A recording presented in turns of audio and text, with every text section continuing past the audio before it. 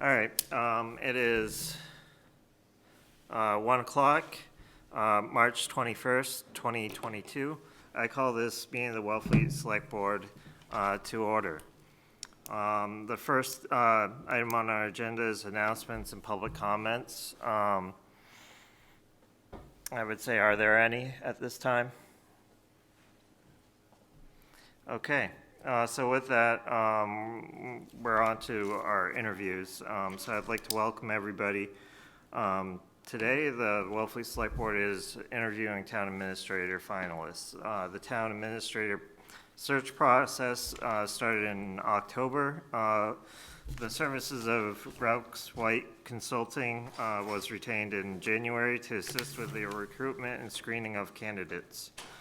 Staff from Grout White met with each member of the select board, many community leaders, the department heads, and other staff in an exhaustive process to develop a position profile and fine-tune the skills, experiences, and qualities needed for Wellfleet's next town administrator to be successful. The select board appointed a 5-member town administrator search committee in October. An alternate was appointed in January. The search committee was charged with working with the consultant retained to interview and screen town administrator applicants. Former town moderator Bruce Behrens served as chair. Members Arthur Parker, Kathy Granlund, interim town administrator Charlie Sumner, Chief Rich Pauley, and alternate Chief Michael Hurley all served on the committee. Wellfleet's strength has always been the dedication and the dedication of our volunteers for our committees. The meetings were well organized, structured, and focused, and their efforts were greatly appreciated, or are greatly appreciated, and will serve Wellfleet well. The Wellfleet Select Board received the screening committee's report and finalists on Monday, March 14th, and we have prepared a set of 10 questions for the candidates to answer. The Select Board may, depending on the candidate's response, ask follow-up questions. Interviews will run approximately for an hour each. Our consultant has provided us with a summary of the candidates' references and background checks. I feel that Wellfleet has done very well with the candidates we will interview today. The screening committee feels that either of the two finalists can succeed and thrive in Wellfleet. I would also like to note that we did have a third finalist who has accepted a position elsewhere. The interviews will start with candidate Richard Waldo and will end the interview sessions with candidate Janie Wellman. At the conclusion of the interviews, the Select Board will adjourn. Tomorrow, Tuesday, the Select Board will meet in public session at 1 p.m. via Zoom to discuss the candidates, to determine the next steps, and to name a preferred candidate. With that, I would like to proceed with our interviews with Richard Waldo. Good afternoon, everyone. Richard Waldo. Nice to meet you, Rich. Nice to meet you. Again. All right, so so welcome and thank you for your interest in the Wellfleet Town Administrator's position and your commitment to the process. Today we will ask approximately 10 questions. There will probably be follow-up questions based on your responses. Board members will rotate asking questions. I will start, followed by Select Board members Mike DeVasto, Janet Reinhardt, John Wolf, and Helen Miranda Wilson. Once we have completed the cycle, we will repeat it in the same order for the final 5 questions. Do you have any questions at this time? I do not. Thank you. Okay.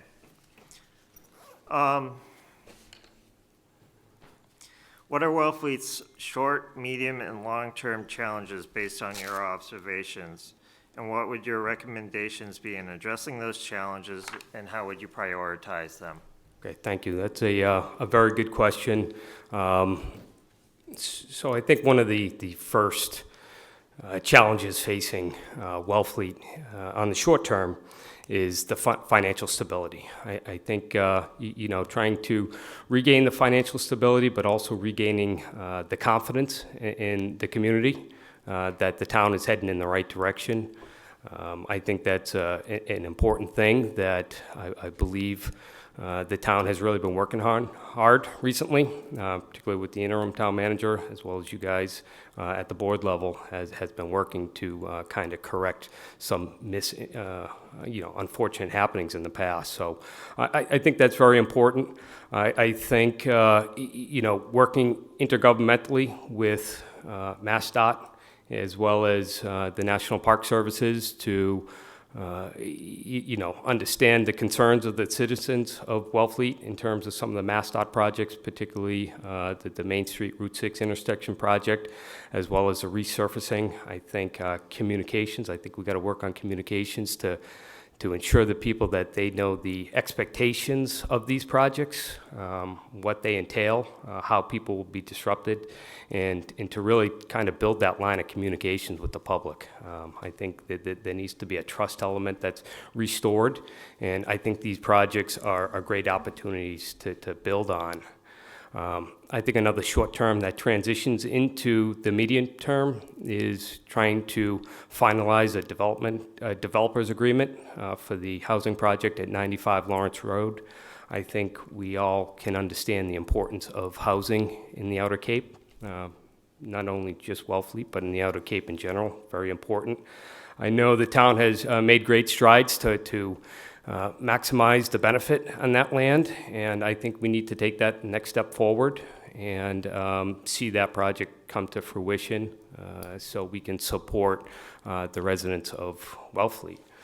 I think long term, I think the environment's very, very crucial. I think the aquaculture industry in Wellfleet's important. I think we need to protect it. I think we need to protect our harbors, our water, our fresh water. I think we need to focus on ways to manage our waste to make sure that we don't pollute our resources that we have. I think there's got to be some conscious effort to make strides to that. Even though if we can't solve problems tomorrow, we have an agenda set for the long term where we can improve on that. I know the town is working hard on a waste management plan, and I'd like to see that move forward. Keep that moving forward to ensure that water quality remains good in Wellfleet. I think it's very important for many aspects. And, with good water quality, good aquaculture industry, and good housing, I think we can set Wellfleet in a good trajectory for many years to come. Okay. Are there any follow-up questions, members of the board? Okay. So, Mike?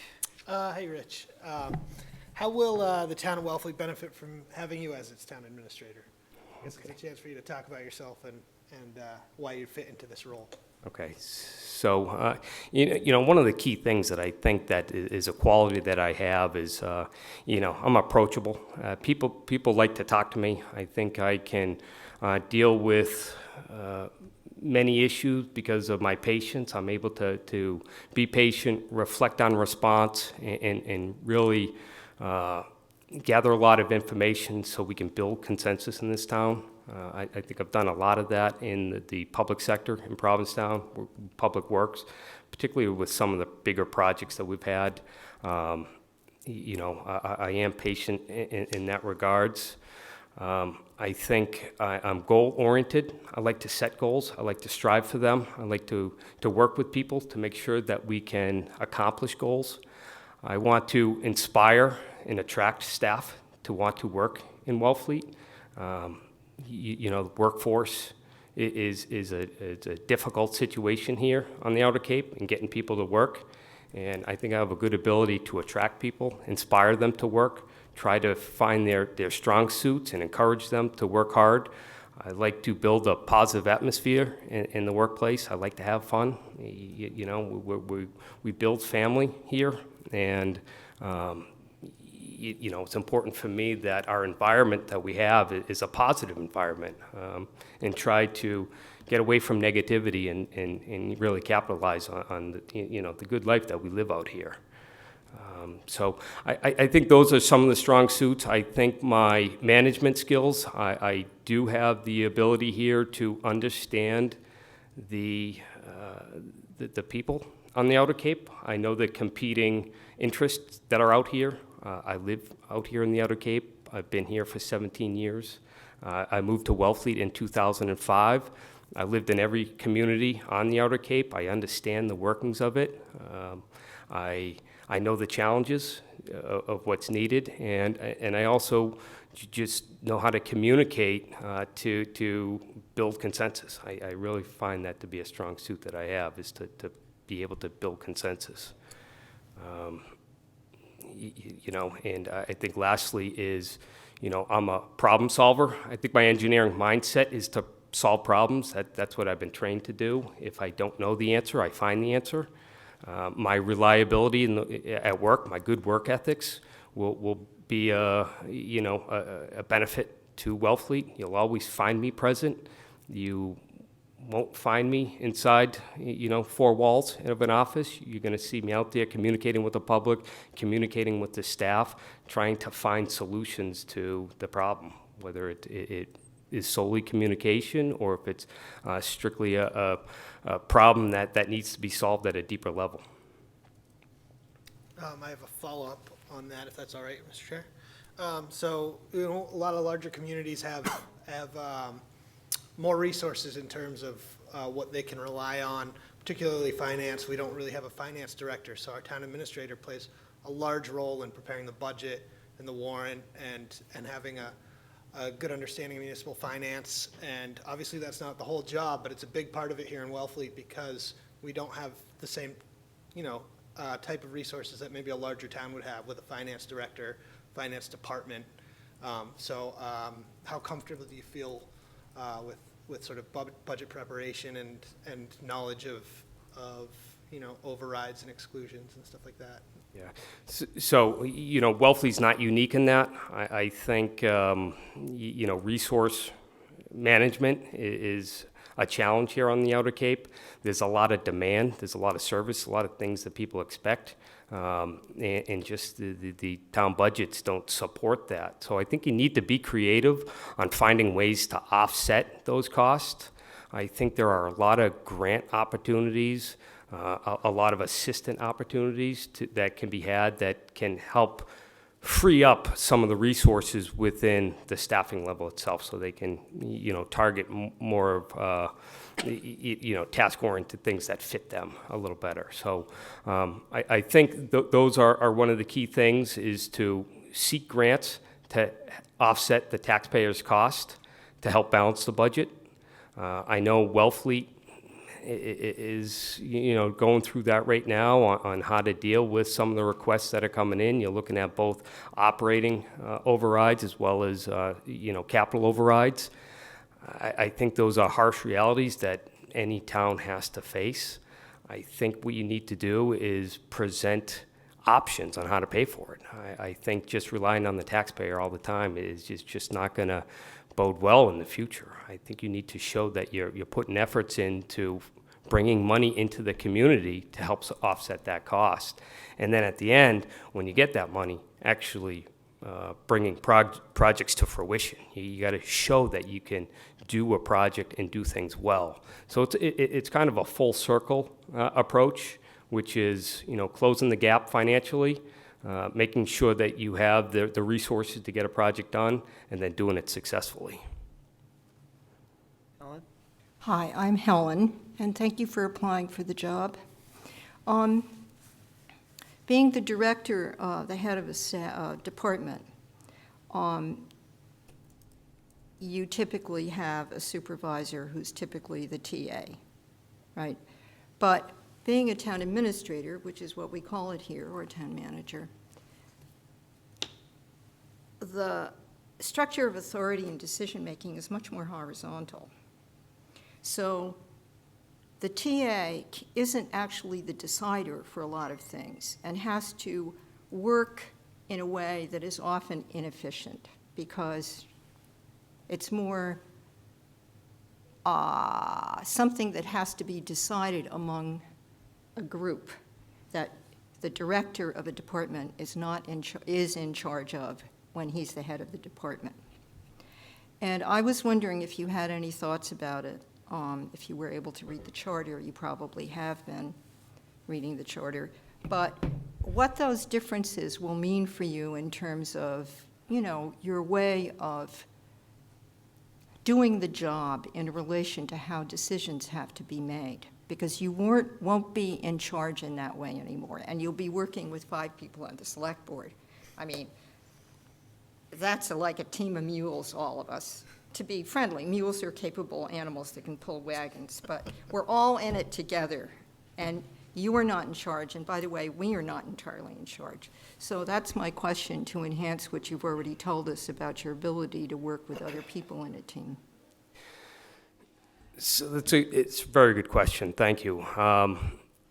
You know, I think one of my goals for the first 30 or 60 days, if I'm in the position, is to really understand the structure. I have read the charter. I went through the charter. I understand really what you're referring to. And, you know, when the structure is determined, I want to make sure that that standard is held. And I think that's important. I don't think we can operate on gray lines anymore. I think that there needs to be black and white lines, and I think we need to kind of understand what those lines are and work within those standards moving forward. You know, one thing that I've learned in the public sector is communication is key. I mean, it's key for everything. It's key to working intergovernmentally, it's key to working with your constituents, and it's key to working with other board members and staff. So I think with strong lines of communication, clear standards of expectation, I think we can work within those standards to actually produce things well. You know, you guys are the legislative branch in Wellfleet. I'm the executive branch, and my duty is to carry out the policies that you guys decide and to manage staff, and that's what I'm here to do. That's what I applied for. That's my goal here, is to do it and do it well. And so that's my approach to that. Janet? So along those lines of communication, what systems have you put in place in your present job to improve communication within town government and also with citizens, and describe your success, but also describe your lack of success, if there is any? Great. There's been both, for sure. You know, I think communications in general is dynamic. It's changing, and I think you need to be flexible on how things change. I think we've seen that with COVID. On the post-COVID world, you know, virtual technology never existed before. It's something that we have here. One of my successes in Provincetown working were originally started at door-to-door mailings that we would go and we'd put flyers in on projects and kind of educate people of projects that were happening, because we knew that they weren't going to the website. They weren't getting the information. We were still getting the call saying, how come I wasn't notified? So we went door to door. And then we realized that, you know, some people aren't there door to door. You know, they're remote. So we adapted, we changed, we went to email blast. Every week we would send out email blast on all the projects that were happening in public works. People would register, sign up, and it became very popular. So every week we'd talk about projects that we've done, where we're at, where we're going next week. And before we know it, we had over 1,000 people signed up for our email blast that in turn ended up becoming the town's code red. So they would actually take that mailing list and use that to get out important information. So we started that, again, adapted again. You know, the computer world came out, Facebook tend to be where people were trying to get all their information, so we developed a Facebook page. We used that for communication to keep people updated on things that were happening. And again, those are those key communication things that takes misinformation out of the picture and puts accurate information and then just repeated exposure to it. So communication has changed a lot. What have I learned from that? people don't like to waste paper. They did not like the door-to-door flyers. They basically responded to that. So that was one of the reasons why we changed, we adapted. People's skill sets are different. Not everyone knows how to use a computer, to navigate the website. So we had to deal with multiple levels of communicating. And I think you need to think of the broad spectrum of people that you're dealing with, how best to communicate, and maybe it's not a one size fits all. You have to hit them from multiple angles and multiple sources. But I think communication is very key to be consistent with it. You got to keep hitting them with information. A professor of mine once told me, and I thought it was a great statement. He said, tell them what you're going to tell them, then tell them, and then tell them what you told them. So it's basically that 3 times. You tell them 3 times, and then they start to get it. So I think the message behind that was you saying, just keep the communication going, because you're going to take a lot of that negativity out, and you're going to just spell the correct information that's out there. So it's constantly informing is where you start building a morale and more of a positive environment. Thank you. Okay. John? Yeah, my question also incorporates some elements of Janet's question, too, involving communications. Symptomatic of what's been happening in Wellfleet, pretty much, in all areas of government, town government, has been lack of accountability on different levels. That's how we got where we are, in large part. So I'd like to hear how you define accountability in the workplace, and how do you ensure that it takes place within, I know you've had experience within your own department, but also you will also be responsible for ensuring that in other departments, because as town administrator, the department heads will answer to you. You're the executive, as you pointed out, we're the legislative branch. In a sense, we're the collective captain of the ship, and you're the first mate, and then you have the different departments. What systems have you put in place in your current job to enhance accountability? And were you to, if you become the town administrator, should you encounter a situation in which an employee of a town department, just for example, has violated conditions of employment, or whatever the disciplinary issue may be, and that employee has not been properly written up as part of the ongoing required procedure for dealing with that sort of thing, what would your response be to the department head, and how would you correct this? And have you encountered such a situation in your past employment, and how did you handle it? Okay. It's a heavy-handed question. It's 2-part. I'll address the first part in terms of accountability. You need to set goals. You need to set the expectation of the goals. And you need to set timeline, and you need to be able to work with your staff to set action steps. And so it's not just defining the goal and tell them to achieve that goal. You have to be present on them while they achieve those goals. So you need to sit with them, you need to talk with them, you need to communicate with them, you need to set those objectives. If they don't meet those objectives, you need to demand good answers. Why? You want to be able to encourage staff. You want to give them the resources that they need to meet the expectation that you're laying out. And so I think it's a 2-part thing. I think you can't have expectation but not give them resources to meet those expectations. So you need to be able to provide as much as you do demand. So I think there's a balance there. And that's how you just maintain accountability. I believe in public service. I believe in delivering good good service to the public. I mean, that's what we're in. That's our profession. So I think by setting those goals and holding those standards, that's how you're going to obtain it. And that's how I've done it in the past. In terms of dealing with someone that does not meet that expectation, or department heads that do not follow through on a disciplinary thing, or does not follow the personnel bylaw, to your last question, have I experienced it? Yes. I've been through collective bargaining. I've been through arbitration.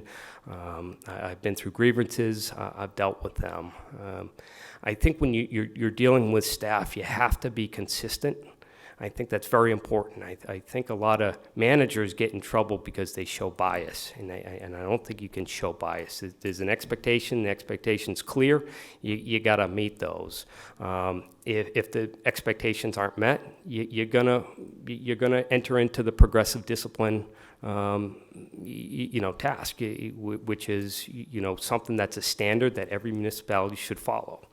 You set an expectation, you don't meet it, you start the process of progressive discipline and work through it. And I think it doesn't really take much after the one verbal warning or a written warning for staff to correct. Sometimes they just need to understand where they're failing and learn from it. And you just got to be a mentor to them. You got to help them get through those challenges that they are, instead of just reprimand. I think you got to correct them too. Through Ryan, Yep. With your permission, a follow-up question. One thing that's been missing in town government is a regular, and this gets to the questions that both Janet and I have raised, regarding communication. Regular communications within departments on a regular basis, and then regular communications through meetings and so forth between the department heads and the town administrator. How would you like to see that take shape? I think that's probably the most important thing in any government working is regular meetings amongst your staff, department heads. Regular meetings, ideally I would hold those weekly, have those meetings, be able to understand the challenges that they're faced and work through some solutions of each department head. I also think it's important for other department heads to understand what other divisions are working on. I think that the only way to really build that good working environment is to have a good knowledge of what's going around Wellfleet as a whole, not just in their department. I think they need to hear from others. I think strong town administrator reports to the Selectboard is important to show and understand the challenges that are faced at the staffing level. I think you folks need to understand those challenges, as well as staff understand what the constituency is talking to you about, where are their concerns, and make sure that those line of communications go up and down. Not only just weekly staff meetings, but I also think you need to get out to those individual departments at least once a month. You need to go down there. You got to sit with the department heads. You got to meet with the staff. Just kind of talk to the middle management too. Understand what their concerns are. Make sure that the department heads are leading them correctly as well. So there's many tiers of approach in that, but I think you got to hit it from all levels. But it really involves getting out side of your office, going there, meeting them, talking with them, get an understanding of the challenges, and then being able to properly relay it back to you guys on some of the challenges that we face, as well as the opportunities that we have. I think Wellfleet does a lot of good, and I don't think they sell themselves enough, the departments, of what they accomplish. And I think it's important to get that information to you guys as well as to the public. Helen?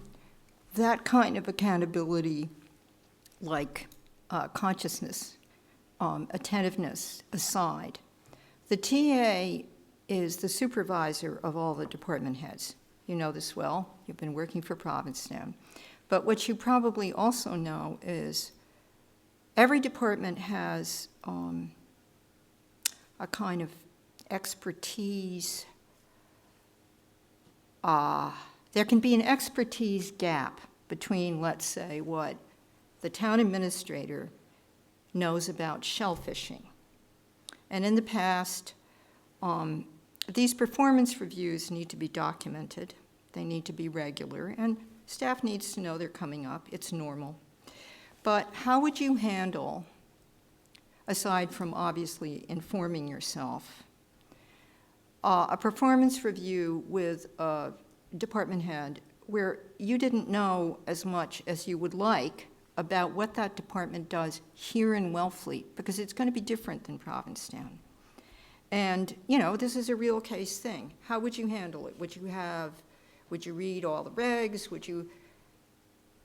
My punchline is, in the past, town administrators here in the deep past have just waited for complaints to come in.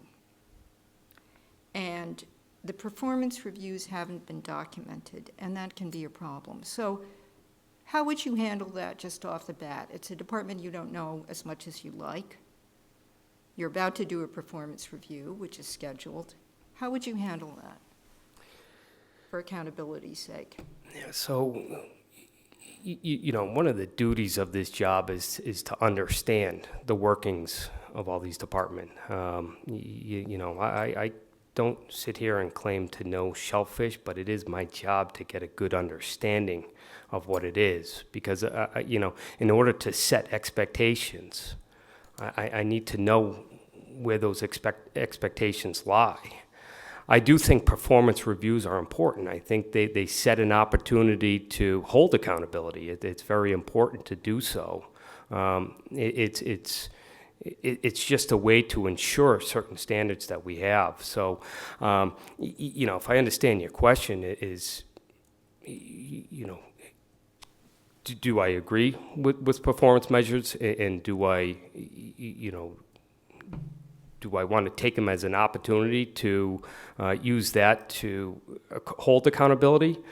I prefer to hold that as last resort. You know, I'd really try to nip things pretty quick when I see things going off the rail. You know, I always find that trying to correct things when they're down the road is much harder than just kind of deflecting the trajectory right at the beginning. And, you know, that's going to be a challenge. That's going to be the first challenge of getting in there and really understanding the workings of Wellfleet, workings of the department. As a resident here, I have a good understanding of it.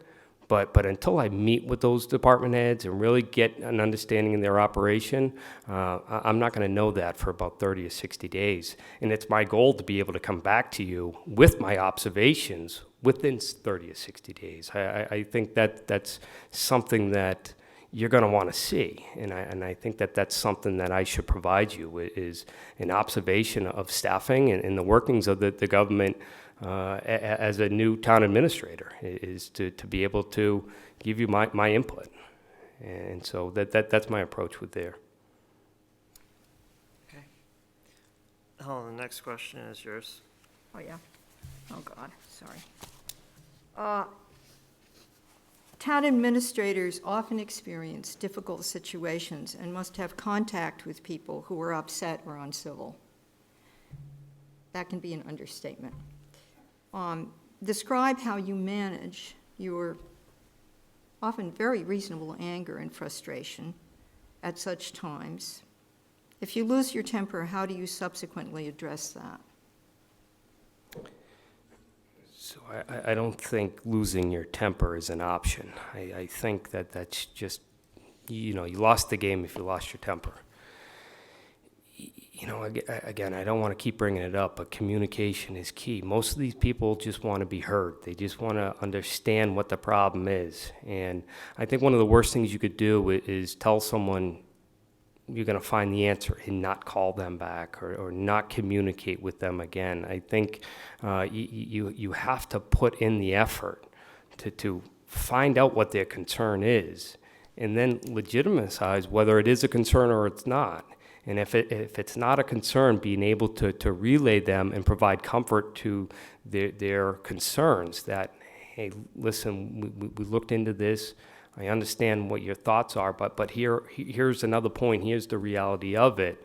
And, you know, it's through communication. I think a lot of managers stumble on the fact that they get overwhelmed with work. They lose sight of, you know, the public process, And I think that's one of the goals that I have, is I find that to be one of the most important things as a town administrator, is just communication with the public. So Public Works, we're definitely no stranger to those angry attacks when we get them. Our goal is to prevent it from happening through education, through information, let them know what's happening, and if it still comes, then we can deal with it individually, but preemptively, we like to try to minimize it with good information. Thank you. Okay. What administrative functions are currently inadequately served in Wellfleet? How important are those functions, and how would you go about addressing them? I think it's very important, and again, I hope I'm not speaking out of term, but I think human resource is very important for any town government. I think it's very important. I think it helps the town administrator hold accountability. I think it helps the constituents, the residents understand the standards that are set. So I think Wellfleet would really benefit from a human resource department. Over the years, I see many communities trying to split that job.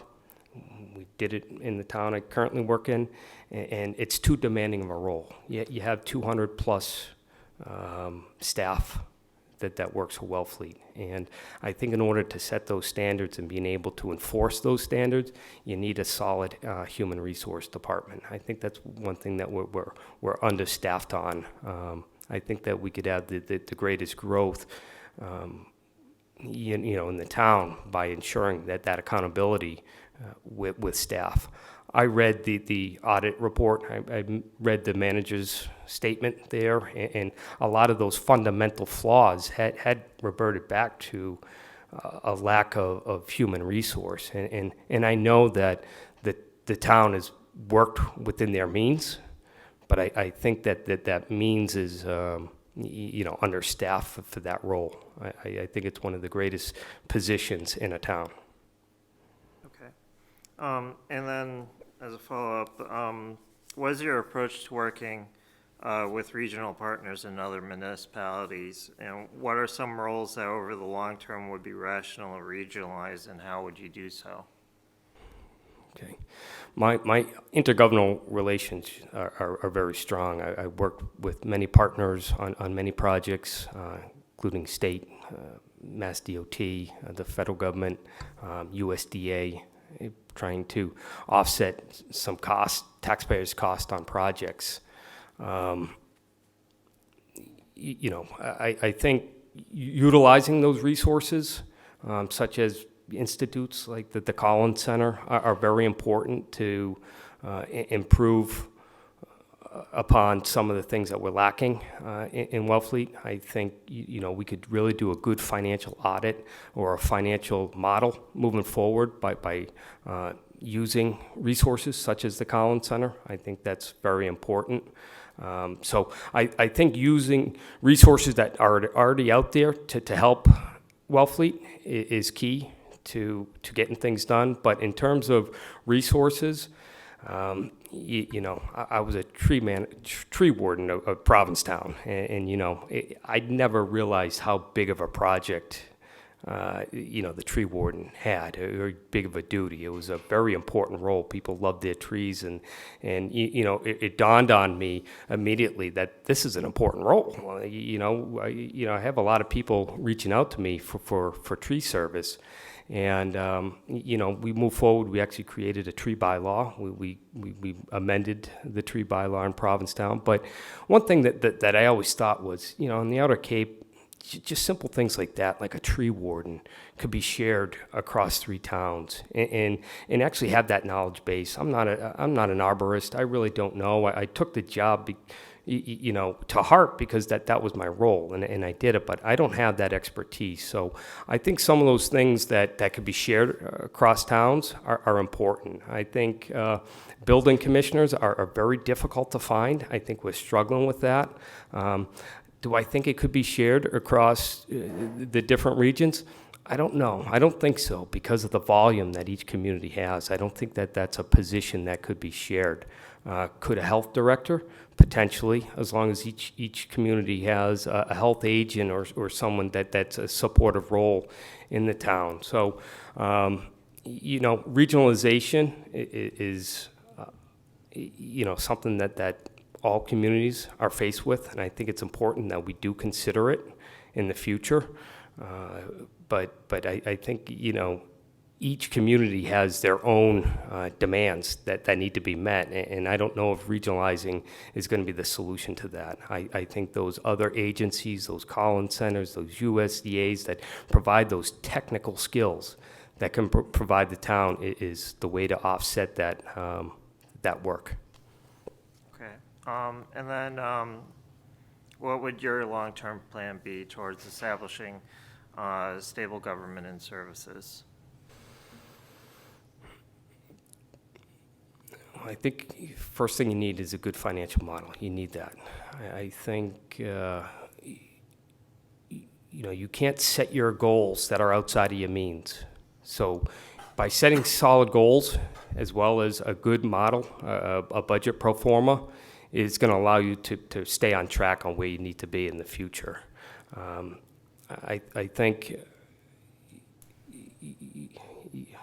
some of the things that the town needs to consider is what those goals are, those priorities. And I'm not sure if the select board have been through a goal process, but I think they need to be set.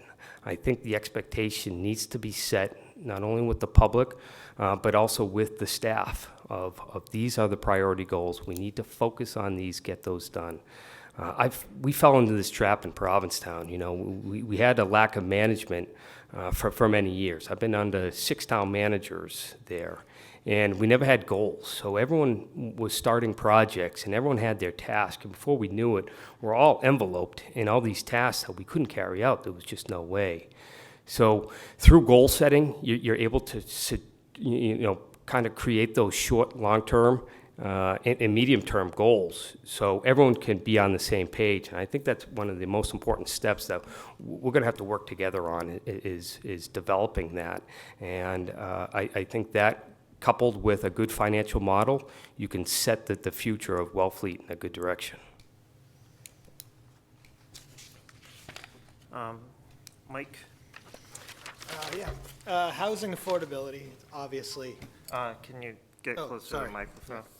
Housing affordability is obviously an issue everywhere, particularly in Wellfleet. We're 70% National Seashore, similar to Truro, and the type of problems that Provincetown is having. And not just affordable housing, but with a capital A, but, actual attainable housing. And I guess I'm wondering what role you see in the municipality playing in easing that housing crisis. How do you see the municipality playing a role? We don't have very much land left that we currently own. It's a tricky question, and one that I don't expect you to answer, but Listen, housing on the Outer Cape is a real problem. We're not just talking year-round housing, but we're talking workforce housing. So there's 2 types of housings that we're concerned with. How are we going to be able to meet the services of the summer population? How are we also going to be able to, meet the services of the year-round population? I do have concerns that we're losing more and more people because of the housing market that's happening. COVID was no help. So I think Wellfleet's already doing their due diligence, at least with the 95 Lawrence Road.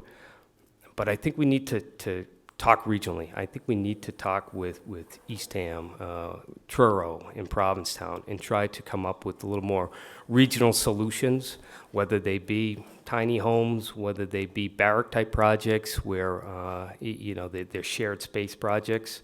But I think, working towards a solution is something that needs to be done. I think by keeping water quality and working with the waste management plan, the wastewater management plan, it's going to give us the better ability to maximize land that we have for housing. I think that's why it's important to really paint that full picture. It's not just the land, but it's also the resources that we have to be able to build these projects and sustain them. So I think it's a multi-layered thing. I would really like to see the Lawrence Road project move forward. I think it's important. Do I think it targets everything? No. I think we need to look at different AMI structures that work a little better for everyone, as well as seasonal staff. There's the possibility of some zoning changes that might bring some relief. Again, that's going to come down to natural resources too. How does that look? How is that going to impact? I know there's some discussions of some zoning amendments that might give homeowners a little more of an option to provide housing. And I think creative solutions like that need to be brought to the table for discussion. Can you what is your approach to housing, and can you describe a housing initiative you have driven? As a public works director, I really haven't worked on a lot of housing initiatives. I will say that we were very instrumental in converting an old timeshare into, a housing complex in Provincetown. And basically, our goal was there to go in, find out where all the deficiencies were, project a model to renovate the building to make it useful for year-round living, and we had a part in that. But driving a project through, I haven't had that experience. However, on the wastewater end of things, sewer, we know that that's very critical. And so one of the things that I had worked on in Provincetown was creating a policy called a state of limited capacity, which was, a way to reserve sewer gallons for priority needs. The town was on a train to get rid of all their sewer gallons that they had, and there would be none for emergency needs. And so I wanted to hold that train. I instituted a state of limited capacity, which created 5 priority categories, environmental concerns, EDP, housing, municipal need, as well as just general interest. And because of that, we were able to hold on to gallons for projects to come forward. And because of that, we're able to move forward with the VFW housing projects that we're working on now. We're able to move forward with Harbor Hill, which was that same project. So although I haven't worked on the housing project, I had enough foresight to know that housing was important, and we need to be able to reserve our resources to be able to accommodate that when time comes. So I think the same thing, same strategy with Wellfleet would be here was, okay, what do we have? What's our availability of land? What's our availability of use? What's our water quality? What's the wastewater management plan say for serving this area? Can it be done? And kind of use those resources to try to paint a picture of where a good housing project might be for the town. Janet? Okay. So, we've talked about communication a lot. What are some specific ways you would, or how many times would you have how often would you have staff meetings? What are some more nuts and bolts ways that you would get the staff and administration, employees, everybody on the same page? Okay. Staff meeting would be weekly, but I'd also encourage department heads to hold their own staff meetings. So as a public works director, I go to a department head staff meeting, and we talk about the concerns or the weekly topics of that day, but then I would bring it to the lower level at my own staff meetings. So I think that the structure of communication is important. I think weekly staff meetings are the key to just kind of building consensus in our town, or at least in the town government, the workings of the staff, and trying to get people working all on the same scope of things, and not just arbitrarily working on their own initiatives, which is great. We want people to work on their own initiatives, but we just need to understand what the goals are. So ideally, what would happen we'd have a select board meeting Tuesday night. I would have an internal staff meeting Wednesday. I would recap everything that happened at the select board meeting, just relay them some of the discussions that were had, some of the areas of concerns. If there were public comments, relay those public comments to the staff. Just say, okay, these are the things that communicate. This is some things that we have to work on. So it's pretty much becomes cyclical, where it's just this communication wheel that just keeps going around where, information comes in, information gets out, and, the following week, the 2 weeks later, I reassembled the information that came up at the prior meeting, some of the concerns that were addressed at public comments, here are some of the answers, and then we just keep going in that fashion. Thank you. Okay. John? Yeah, this gets to something I believe we've needed to do for some time, and that's to streamline the financial operations within Town Hall. Currently, each town department has its own protocol for generating its payroll. If I'm not mistaken, this is a concern that was brought to me by our former treasurer, where they are using different programs than each other to generate payroll, and then the treasurer is faced with the task of dealing with all this information generated by different protocols and assembling a payroll out of that. What steps would you take to get all departments onto the same page, so to speak, to streamline that process and reduce the workload and, along with that, the opportunity for errors for the town treasurer? Bearing in mind that my understanding is that would inevitably involve some elements of collective bargaining to set that up. How did you have issues like that in your previous employment, and how did you handle them? We had a very structured payroll system. How would I address it here in Wellfleet? I think the very first step is to understand what the current practice is, so I can make, good recommendations on how to adjust it. But everyone needs to be on the same payroll system. I think there also needs to be clear understanding of what people are getting paid.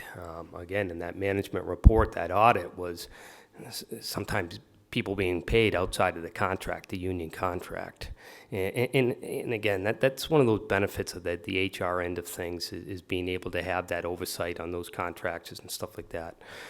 First thing I would do is what we call an employee notification form, which basically states what employees paid, their rate of pay for the current fiscal year, what the next fiscal year relays, what their hourly pay is, what their overtime pay is, what their job classification is, the department. Employee signs off on it, department head signs off on it, and the finance department signs off on it. That becomes really the Bible of what everyone's salary and pay is, great understanding. And then, I think it's very important that department heads sign off on their staff's working. So if there is a request for leave, that leave gets signed off by the department head, but then it comes up to the town administrator signs off it, or the direct supervisor. So you kind of set those protocols. And same thing for payroll. The weeks worked, the 2 weeks, I believe is a 2-week pay period, that gets signed off by the department head, gets forwarded to the management signs off on it, then it gets recorded by the treasurer in our town, who's the accountant for a little bit. So again, might change roles there, after kind of diving into it, whether it's more appropriate for the accountant to actually handle that or not. But those kind of structured systems where every year you have a new ECN, it updates the salaries, so every department head gets a book of all the ECNs for their staff, and that becomes the basis of payroll. With your permission to follow up. One of the ways this has come to my attention is in my role as the low man on the totem pole on the select board, being the most recently elected member. I'm the clerk of the board, so I sign the payroll warrants and expense warrants. And I notice from time to time hand corrections in various parts of the payroll, usually having to do with overtime or vacation. And when I see that, and I'm gradually growing into a more understanding of what I'm looking at. To me, that's an indication of, it's either the result of an error that's been corrected or it's an opportunity for an error to happen. That's what brought up my question as far as streamlining this and getting everything automated on the same type of system. Again, it would come back to understanding the current system. You know, I think a lot of times you might get someone that writes in a payroll is if payroll needs to be submitted and that person's out.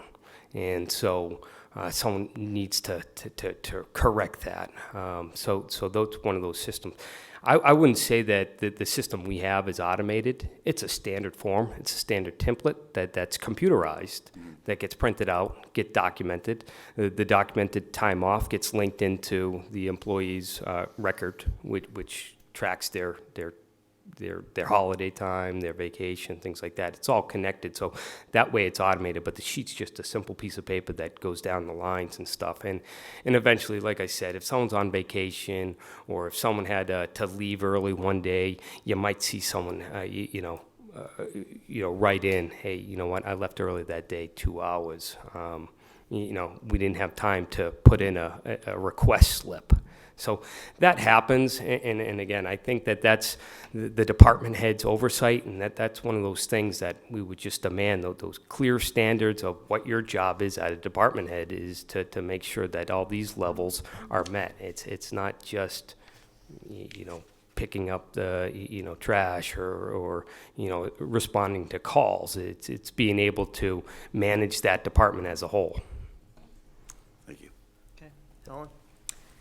So, when we're in a meeting with the TA and the person in the position that I call Operations Central, executive, assistant, whatever, we are a brain clump.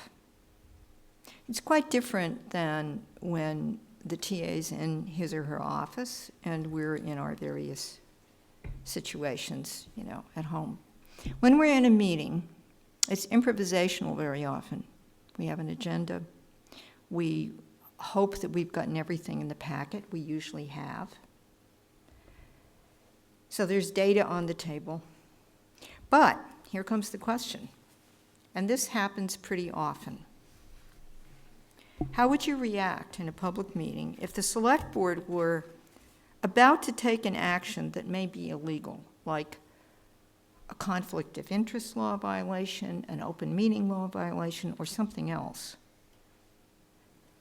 If you were inclined to say something, how would you say it? Sometimes select boards try to make a decision during one of those meetings, and as town administrator, this is slightly different, that there are alternatives. And for whatever reason, that information hasn't been taken in. Wasn't in the packet, nobody brought it up, nobody knew about it, but you know about it, right? So if there are alternatives that have yet to be discussed or presented to the board, how do you react to this type of situation? In other words, we're doing something, we're about to make a vote, and you know things that you think we need to know, or you see us doing something that's frankly illegal and nobody's aware of it. How do you deal with that? How would you like to deal with it? Let me say that. Okay.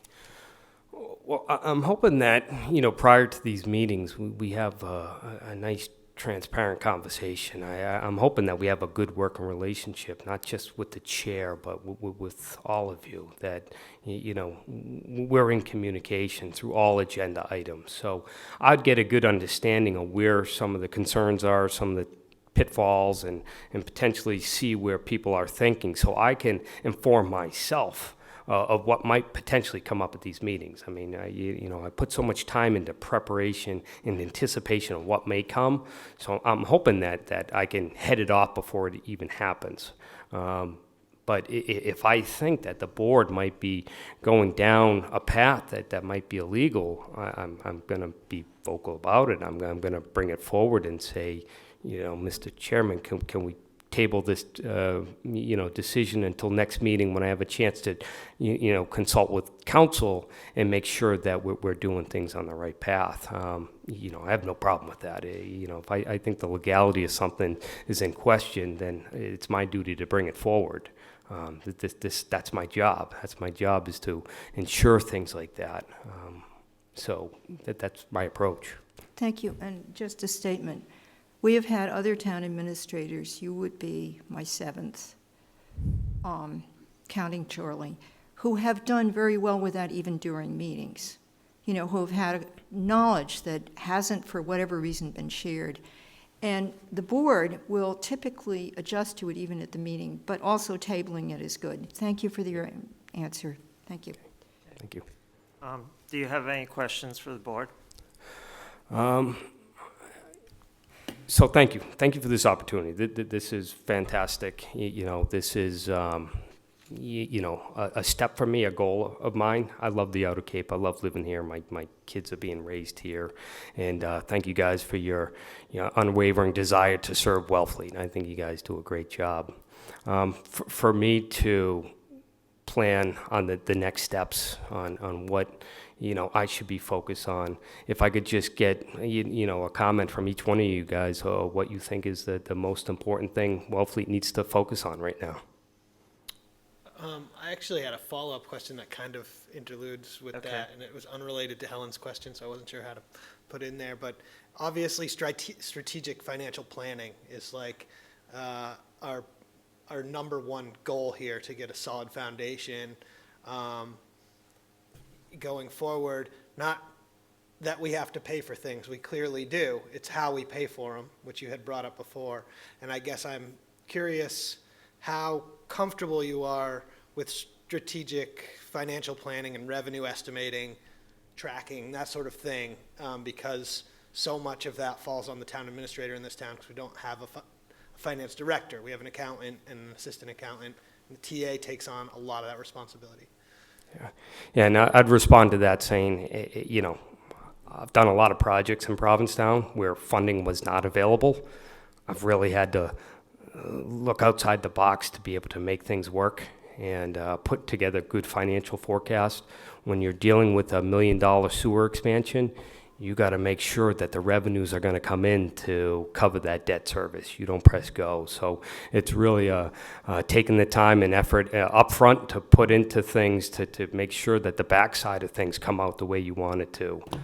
Takes a little bit of effort up front, but it ensures that the outcome's going to be correct. So thank you for that. Okay. So with that, He Yep. asked us all a Okay. question. yeah, We got to hurry it up, though. yeah, it's, So I'll be quick. So we talked a lot about communication. I think the challenge for you, we have wonderful staff, wonderful select board, wonderful public. We have a lot of changeover.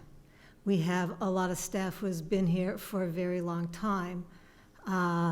And same with the public, and same with the select board. So just from my point of view, is your challenge is to really bring all of them together. And I know we talked about, you don't even have to answer it, but those are the three, those are kind of the three entities that you have to work with. It sounds like you'll be able to do that.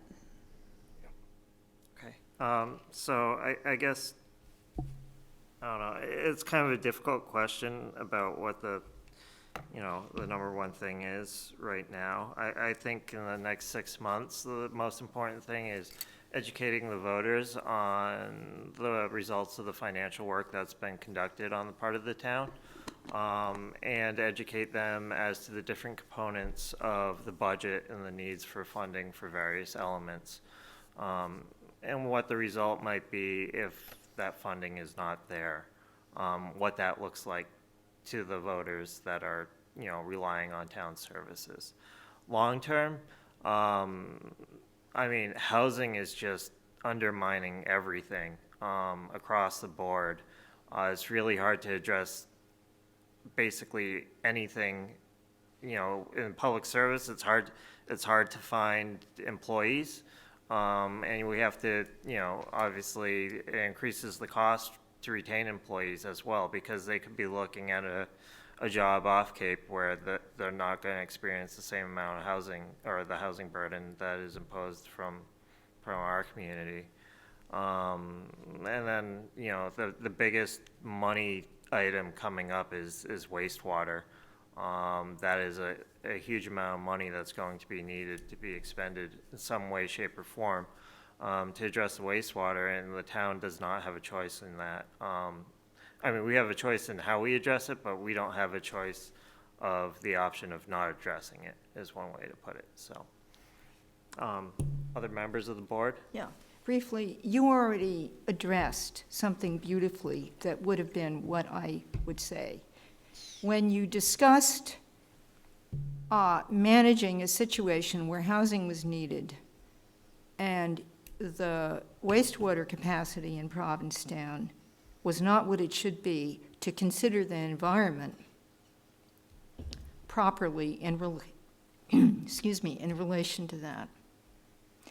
So the thing that happens very often here, starting with the Herring River Dike that was built in 1909, is that the human needs are considered first, and what our resources can actually manage in terms of addressing them, or what the impacts of the human needs are long-term, are not well thought of in a balance.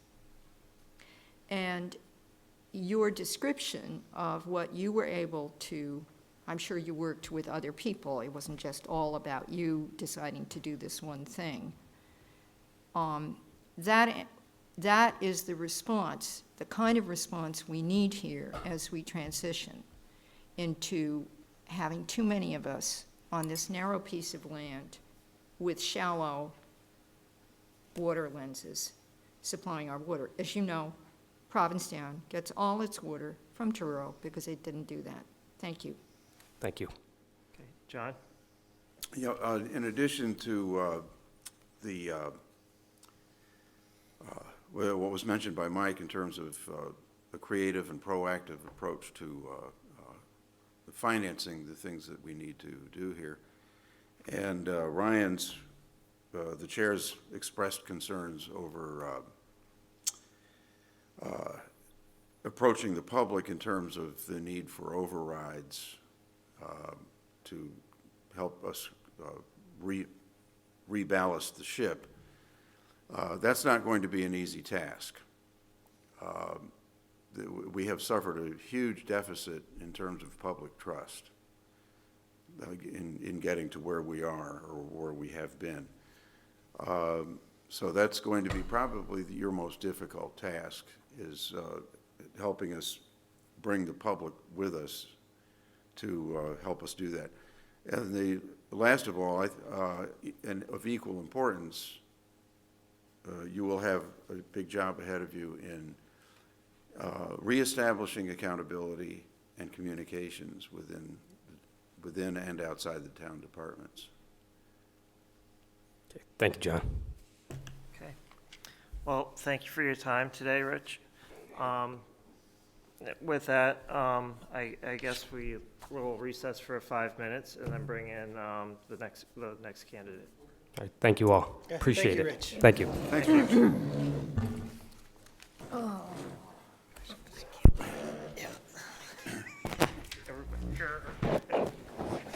Do a little bit of yoga in the back. Yeah, very often, yeah, really. Very often when I put the blue thing to post it over my camera, it's not doing stretches. Yeah, you know, They were all hot. you know. All right, so We're all we'll hot resume and bothered. our session at this time. Sorry, wrong piece of paper.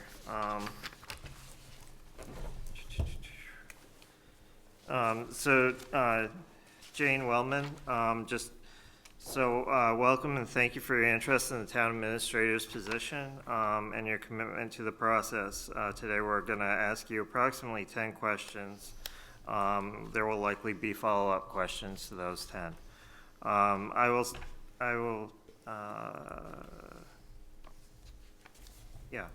Board members will rotate asking questions. I will start, followed by select board members Mike DeVasto, Janet Reinhardt, John Wolf, and Helen Miranda Wilson.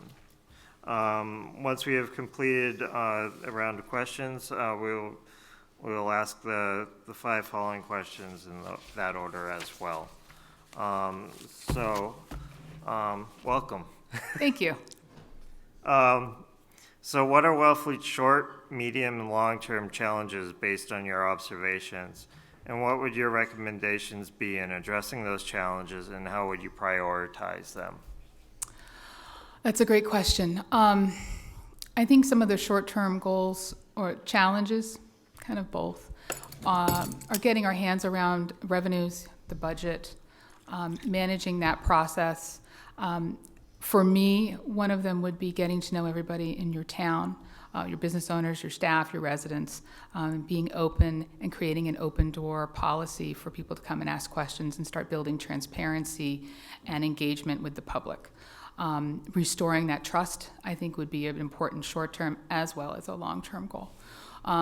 Medium-term goals would be looking at your infrastructure, looking at your department needs, looking at how staffing needs to be addressed, training, any additional staff that you would look forward to.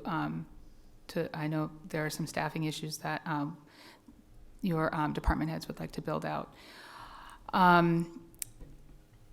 Looking at DOT, you have some projects coming up, talking with them and studying how those projects are going to impact the community.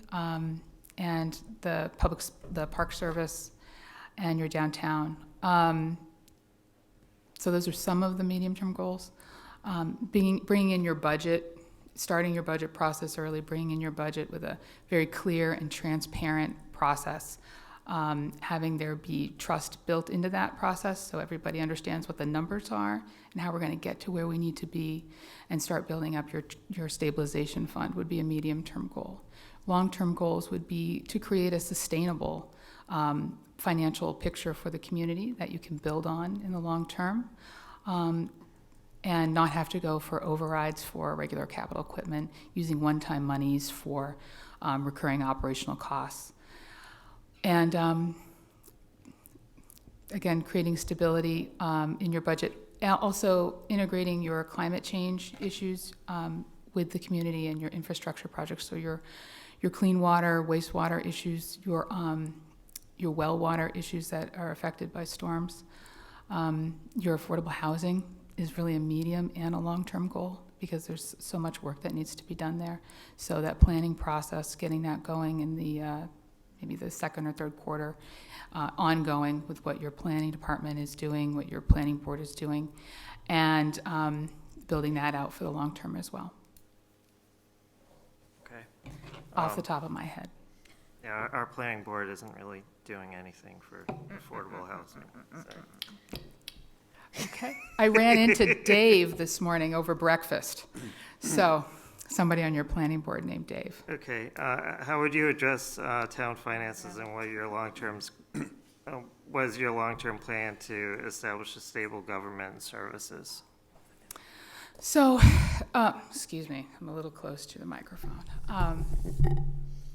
So starting with your finances, your budget process, I know that your treasurer is on his 11th day. So my first step would be becoming really good friends with your treasurer and your accountant, your town accountant. My second step would be becoming very good friends with each of you and building out our relationships and what you need and what you see as town leadership for your budget process. I know that Charlie's done a great job of putting in some foundational measures and making sure that the budget comes in before the holidays, which I think is a really good practice. I would likely also add something like a financial forum. We do this in Reading, which is really good. We talk about revenues, we talk about 5 years, we talk about our projections. We talk about what the level 1 budget is, what our department heads asking for, and then how we're going to build that back into a sustainable number. And so financial forums are a part of building that public trust and that transparency, and that is held in concert with regular financial forecasts with this board and with the finance committee. I also would be printing out or sending to you every single week what the percent spend is in each line item, the departmental line items from your system, your VADAR systems. I think that's a good practice to get into so that the select board knows where we are financially on a weekly basis. Okay. Mike? Hi, Jane. Hi.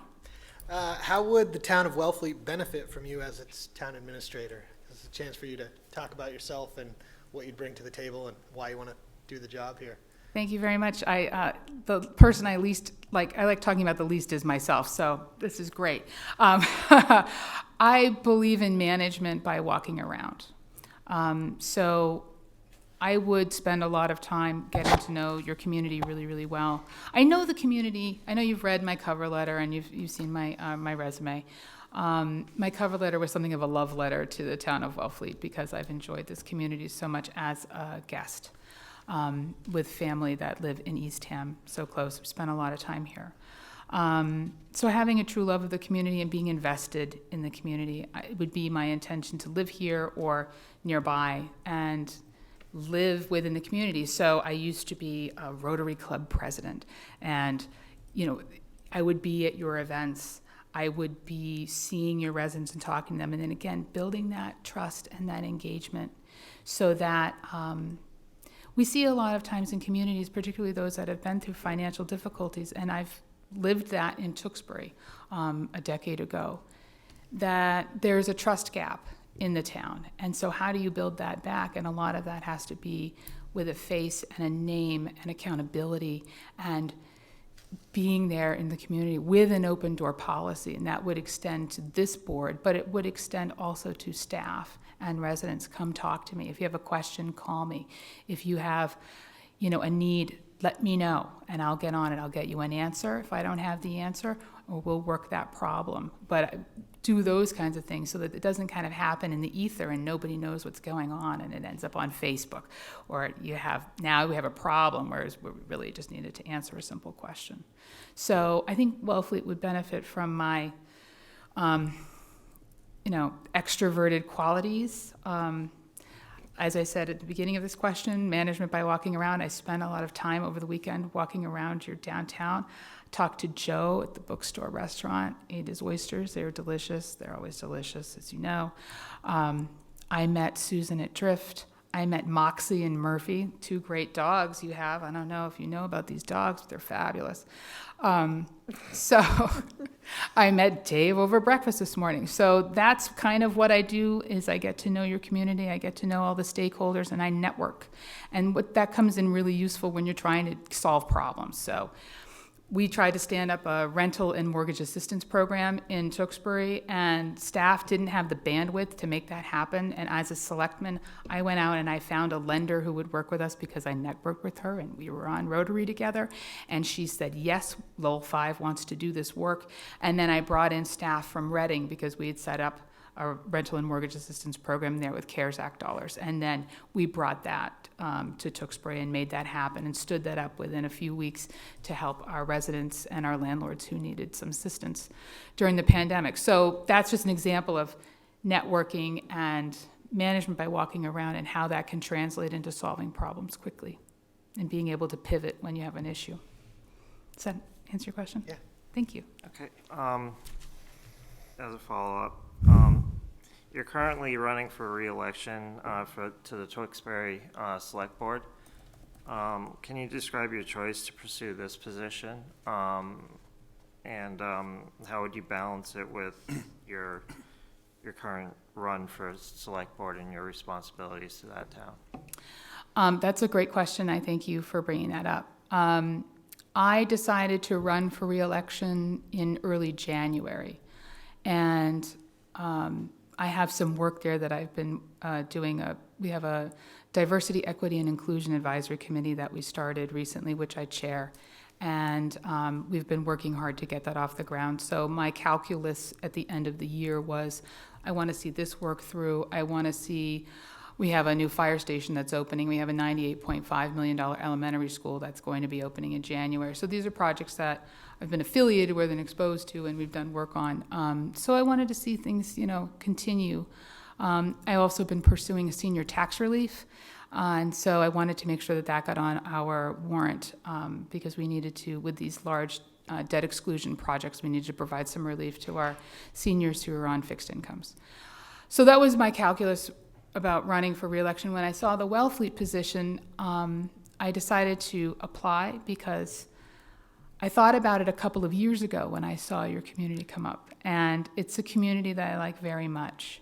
And it fits well with my skills and my interests professionally. And so I also kind of thought, well, it's probably a long shot, but I'll apply anyway because it's something that I would really dearly love to do.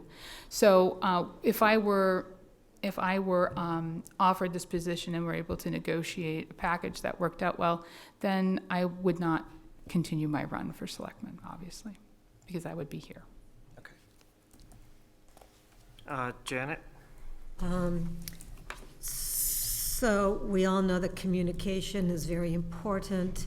And how would you describe your success and lack of success in your job presently? And how do you feel you could, you said you walked around town. How would you improve communications with town hall and citizens? So I hear two questions there. There are two Okay, questions, so yeah. one question is, how am I successful and not successful in my current position vis-a-vis communications? Is that correct? And then how would I help in in Wellfleet with Town Hall? Okay. So in Reading, I manage all of our channels of communication.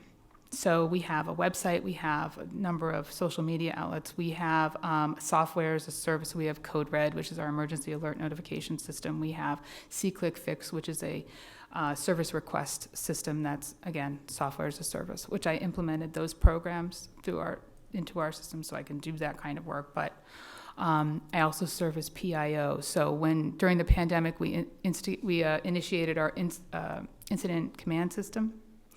And so I worked as the PIO with our top command staff on the command group during the whole entirety of the pandemic. And I've done that on a number of other incidents as well. So we do a good job of streamlining the message and communicating it through as one voice and as one community, which is important to do, and to keep the message clear and consistent. I also work with the local media, and we put out press releases and so forth on whatever is going on in the community. So I think we're pretty successful about how we communicate. Where we've had issues is sometimes, and this came up in the previous meeting, when the press doesn't quite agree with what the story is and they tell a different story, or maybe they don't get something right sometimes. And so I think that's common. I used to be a newspaper editor, as you know, and so I've made my mistakes as an editor. So how do you handle that? Well, one, we're transparent, so we're giving you the information. I'm going to give you all the information you need. If you get it incorrect, I'm going to call you. We're going to be accountable to that. But then I'm going to say, what do you need what do you need from me to help you do your job? Because it's important that the press gets that information correct. It's important that the residents are getting the correct information consistently and clearly. And it's important that we're all telling the correct story. So my job would be to ensure that you're having all the information you need to make the decisions that you need to make at your level. My job would be to ensure that our staff understands what the message is and that we're communicating that consistently down through our staff, but also out to the public when we see them at the counter or when we're sending them information through newsletters and so forth. And then also out to the public through our website, through social media, and through our media partners as well. Good. Does that help you? Okay. Okay, John? Yeah, one of the constant themes through the troubles Wellfleet has been experiencing that have culminated in where we are now has been an overall lack of accountability in the accounting conundrum, in some of the things that have gone on in various town departments. I'd like to hear how you define accountability in the workplace. How do you ensure accountability in town government? And what systems have you put in place to enhance accountability in the areas where you've been working? In connection with that, as a town administrator, if you were to encounter a situation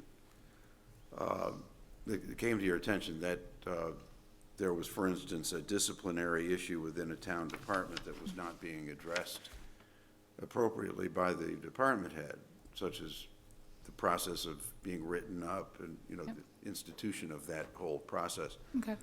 If that came to your attention, what would your response be? Have you encountered situations like that in your past employment, and how did you handle it? All right, so there's like 44, maybe 45 questions right there.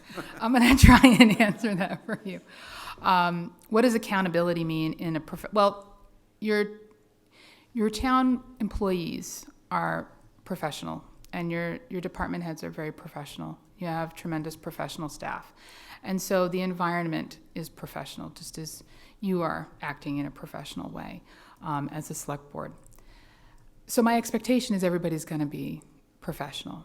And then the way that you hold people accountable to that is by building the teams and empowering your employees to have the tools that they need to get their jobs done. Part of that role is, and I talked about this with your search committee, is 360-degree reviews.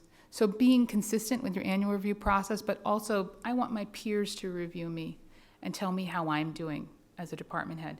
I manage teams, I build and manage teams. I've been doing that for the better part of 20 years.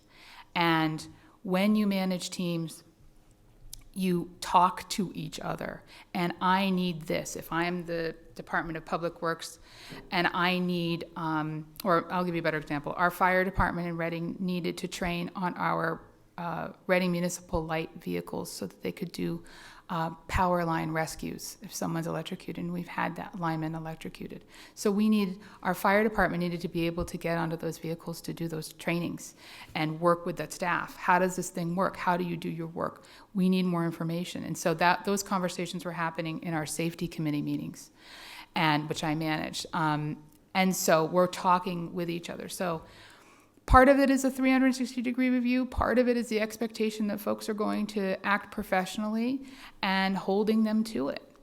And some of those conversations happen in teams, but when there's an issue, it needs to be a one-on-one conversation with department heads. To your question about a disciplinary issue, it depends on the kind of disciplinary issue that you're looking at. Because a disciplinary issue in the DPW is different than it might be in your police department, and it needs to be handled differently.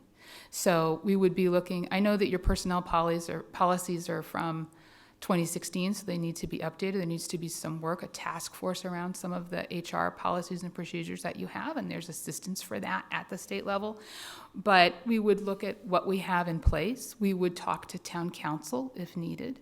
But I would hope it's not a surprise, because the way I would want things to be working and the environment that I am looking to create is one that is a place where mistakes can happen, where people are talking about what are the issues and the challenges that they're having.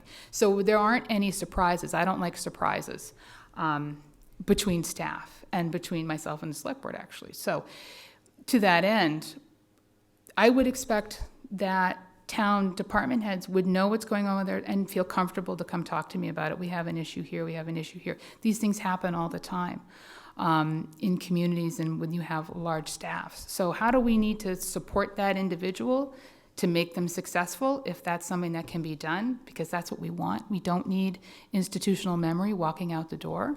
We want folks to be successful in their job because that's what makes the whole community successful together.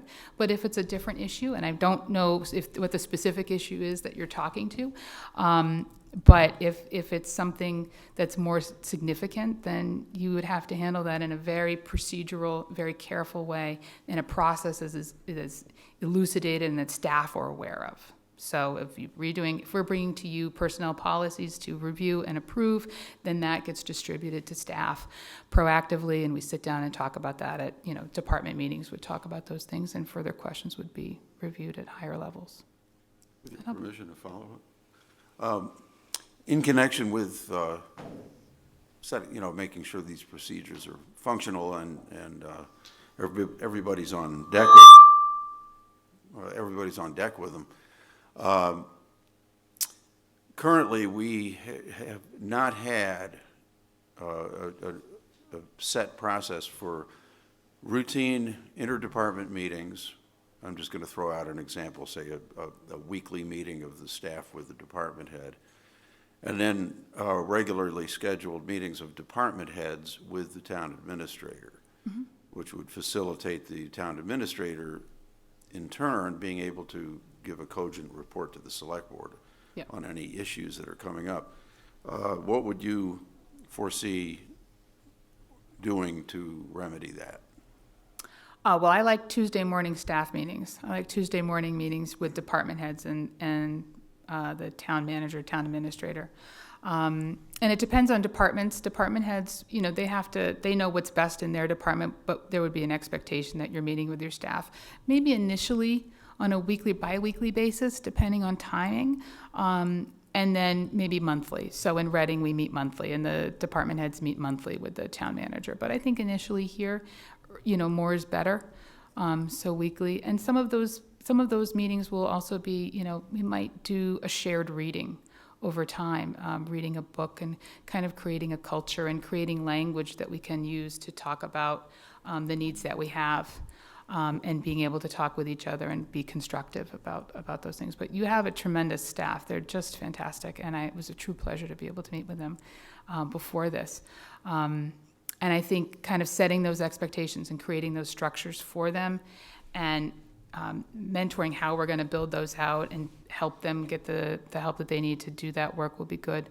For instance, like DPW, they might want to meet on Friday mornings and do tailgate talks where they're, working on trainings and so forth, like chainsaw safety and all these other things that our insurer cares a lot about, and we do too, because we like people to be safe. Okay. Thank you. Thank you. Mr. Chair? Yeah, one second. Sure. So, in your role in Reading, have you had anybody directly report to you, and what is your approach to developing them? So in Reading, I manage teams. So I have about 15 years experience in management, and with direct reports, indirect reports, and volunteers. In Reading, right now, I do indirect reports. So I'm the business administrator, and I basically work on cross-product teams. I manage cross-product teams. So we do task forces, we do analysis, we do the safety committees, stuff like that.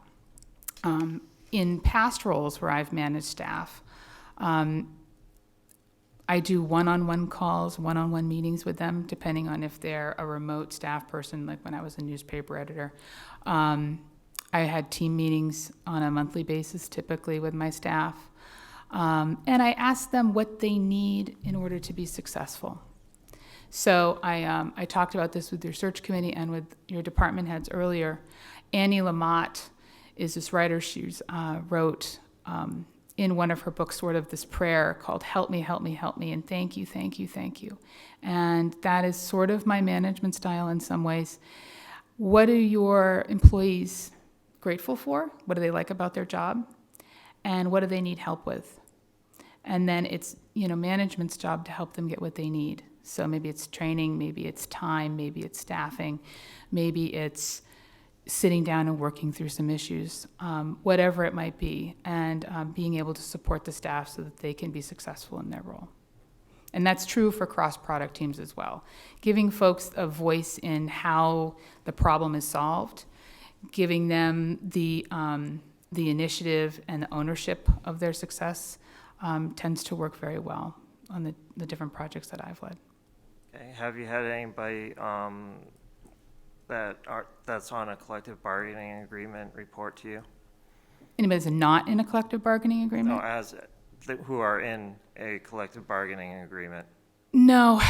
When I was on the school committee in Tewksbury, I managed our collective bargaining team. So I negotiated with the teachers union, with the custodians, with the cafeteria staff, with the certified aides, all of our collective bargaining units. I negotiated their contracts with them on the management side. But no, they did not report to me. Okay. Mike?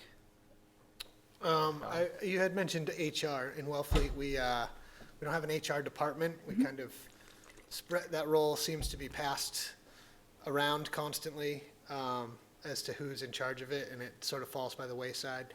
do you think it's important to have an HR department that's separate, or do you think it can be handled inside our, I guess, our current staff? Within your current structure? How important do you think having an HR department is?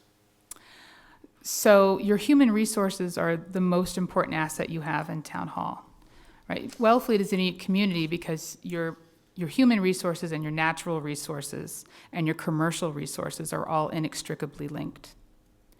And you can't separate them from each other because it's your residents and it's your staff. So I think human resources is important for your staff development, and I think it's important for accountability. It's important to make sure that there's those processes available.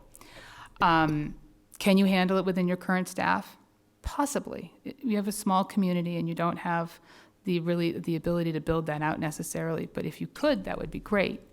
That being said, I know that your staff are adopting a lot of different roles, so everybody's taking on more and more, and that's a burnout plan for your staff.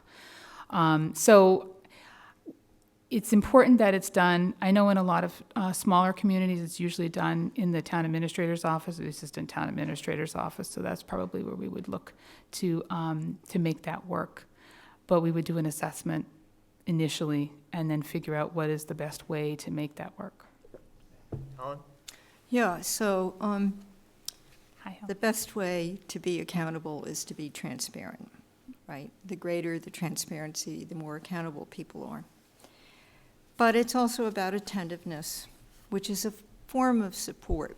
And you referred in passing to annual reviews. There's a formal process which is essential for a lot of reasons, which is called, as you know, a performance review.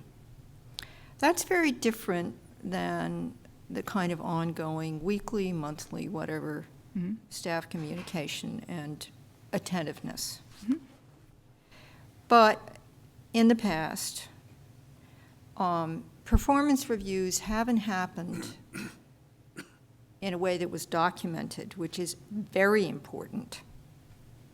Yep. And also, it's no matter even someone with your municipal experience is not an expert in what every department does. For example, the shellfishing department has been an issue in the past. So there you are, there one is.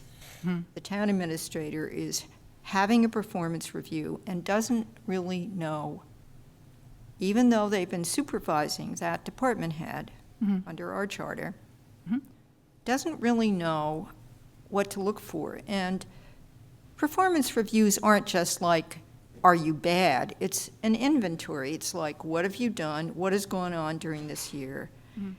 And it shouldn't be done too late in response to complaints from people. You know what I mean? I got you. Yeah. So there you are. You've moved to Wellfleet, and of course you need to learn about all the departments that are different from Reading, although our population goes up to what Reading is year-round in the summer. Okay. I got you. Yeah. There you are, you're doing the performance review, you've been in the job for a bit, and you really do not know enough about what that department does here. How do you deal with it? Is it homework? Is it getting somebody from another town to sit in to help you with it? How do you deal with that kind of situation so you don't just get a kind of like vapid performance review document? Let's put it frankly. I've seen them. Sure.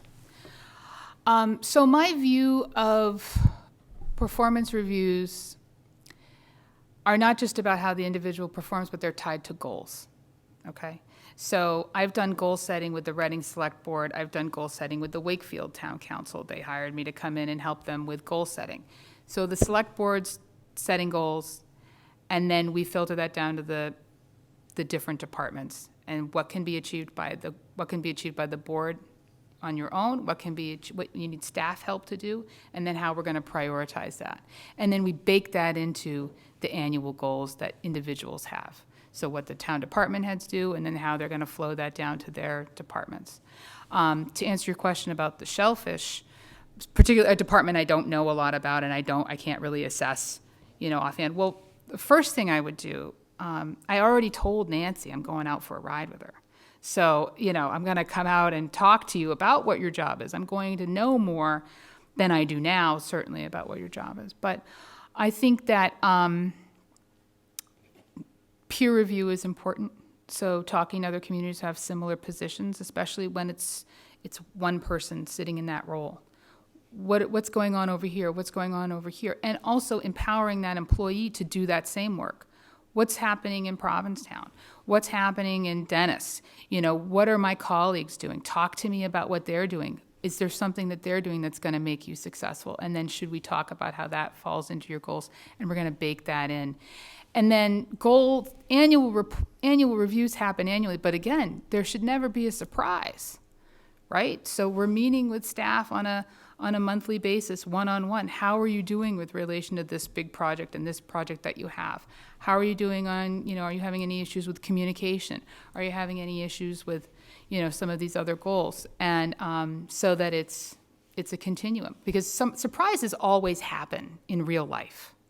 So if we're doing our best internally to communicate and reduce that, we're being transparent and we're being consistent and following a process, when surprises happen, like catastrophic storms, we know how to pivot and deal with them. And we have those guideposts that we already understand. Does that help? Mm-hmm. Thank you. Okay. Ellen? Oh, yeah. My question. Town administrators often experience difficult situations and must have contact with people who are upset or uncivil, and that can be an understatement. And it happens a lot. You field a lot of input for this board, Mm-hmm. or for departments, right? Describe how you manage your anger and frustration at such times, which is inevitable, just life. If you lose your temper, how do you subsequently address that? Great question. I tend not to lose my temper because I try to be professional in all settings. So having conversations, I try to diffuse situations, de-escalate a situation. I talk to angry people all the time. And so I do risk management. One of the things I handle in my department and with our procurement officer is somebody's basement got flooded because of a storm, or a water main break. We actually had a house flooded by a water main break recently, which is pretty rare. Or we have a sewer backup. And so I talk to very angry people when things like this happen. So the first step is to validate their feelings. You're very angry. I understand why you're angry. I would be angry too. I would be upset too. Let's collect the facts. What's happening? What's going on? And then let's follow whatever that process might be. Do you need more information? I will get you more information. I will tell you when I will call you back so that you know. So you're setting expectations. I try to set expectations a little bit longer than I'm going to meet them in case something happens, so that we beat those expectations. We set them out early. I explain the process. So maybe I'm getting a little bit in the weeds. In terms of myself getting angry, sometimes that happens. I would tend to probably talk to a colleague about that. I would probably tend to talk to either a colleague in town or a colleague in another community. Town administrators and managers have their own groups. So how did you handle this? If I lost my temper with somebody, I would apologize. I make mistakes. Everybody makes mistakes, and you can be in highly charged situations. So generally, I tend to have the posture where I take a step back and say, I'm feeling that there's a lot of, we're having a lot of anger right now. So we need to take this down so we can solve this problem. That tends to be how I manage situations. But validation is really important, and giving people expectations about how we're going to solve this problem for you, how long it's going to take us to solve this problem, and what your expectation may be on, if there's a budget impact or whatever, what that's going to look like. Thank you. You're welcome. Thank you. What administrative functions are currently inadequately served in Wellfleet, And how important are those functions, and how would you go about addressing them? So my understanding is incomplete because I don't work in your town hall. I know HR, as we already talked about. One concern I have is your IT infrastructure. I'm concerned about cyber security, and cyber liability is an issue. Maya is your insurance company, and they have a pretty great program for that, but you have to have that coverage. In Tewksbury, we recently had a targeted spear phishing attack against somebody in our finance department. And that's a technical term, so it's not, like a click on this link, in an email. It was a targeted spear phishing attack for a transfer and a wire transfer. And it was successful. It was covered, most of it was covered by the insurance policy. But there are lots of holes, so I would be looking at password protection. I would be looking at multi-factor authentication, and you need IT's resources to help do those kinds of things. And I think cybersecurity is everybody's problem and everybody's responsibility, so it's not just your finance department, although they are usually the ones that are targets of a spear phishing attack. So that would be part of it. Other administrative duties. I would need to spend some time with your department heads, more than we did today. I did ask them what they need help with, and I know there's some shared clerks. I know there's a lot of scaffolding of job responsibilities on top of folks. So understanding where there's congruencies and where there are conflicts would be important to be able to come back with a recommendation. I think that would be more satisfactory. Okay. What is your approach to working with regional partners in other municipalities? And what are some roles that over the long term would be rational or regionalized, and how would you do so? Well, IT could be regionalized. I know you're using Barnstable County IT resources right now for 3 days a week, so that's one thing that could be worked on, but I think you might need more dedicated service right now. I sit right now as a counselor on our regional planning agency, NIMCOG. So I would want to work with the Cape Cod Commission to see where you can get more technical assistance for infrastructure projects and build-outs. I would look for, let's see. I'm not sure how policing is going down here right now with with the changes under police reform. And that's been a budget buster for a lot of communities because you've had to hire more full-time staff in public safety due to some of the changes at the state level. And so is there an opportunity there for additional policing? That would be something I would look at. Public Works help might be also something that could be done, working with DOT for certain regional transit projects or, roadway resurfacing. I know you have a Route 6 project and a Main Street intersection signaling and bike lanes. And it looks like sort of a road diet project because they're moving it down to 1 lane each direction. And I've driven through here in the summertime, and that's going to be a challenge. So working collaboratively, regionally, to be able to finesse the outcomes of some of these projects, I think would also be important. Okay. And can you describe a municipal project you were responsible for and what your approach was in achieving project milestones? So Reading needed an override in 2018. And the first attempt at the override failed. So we came back, and that was just after I had been hired. It was the failure in the first override. So I came on with an intention to do an analysis, engage the community, and make a recommendation to the select board about how we wanted to approach the next override attempt. So the select board came up with a series of survey questions that we put together. I managed the survey, and we put that out through numerous channels. We had about 2,200, 2,300 people respond to that, and which was a really good response. And so as we went, I sat down with the manager and with the select board to review how the results were coming in, and also with key staff, because we knew we had to get to a place where we could get to yes, but we didn't know what the number would be or what the issues were that were affecting the voters. So what we determined, or what I determined through the analysis that I did through that survey, was that there was a trust gap in the community, that there was a lack of a notion that we're one Reading, one community together.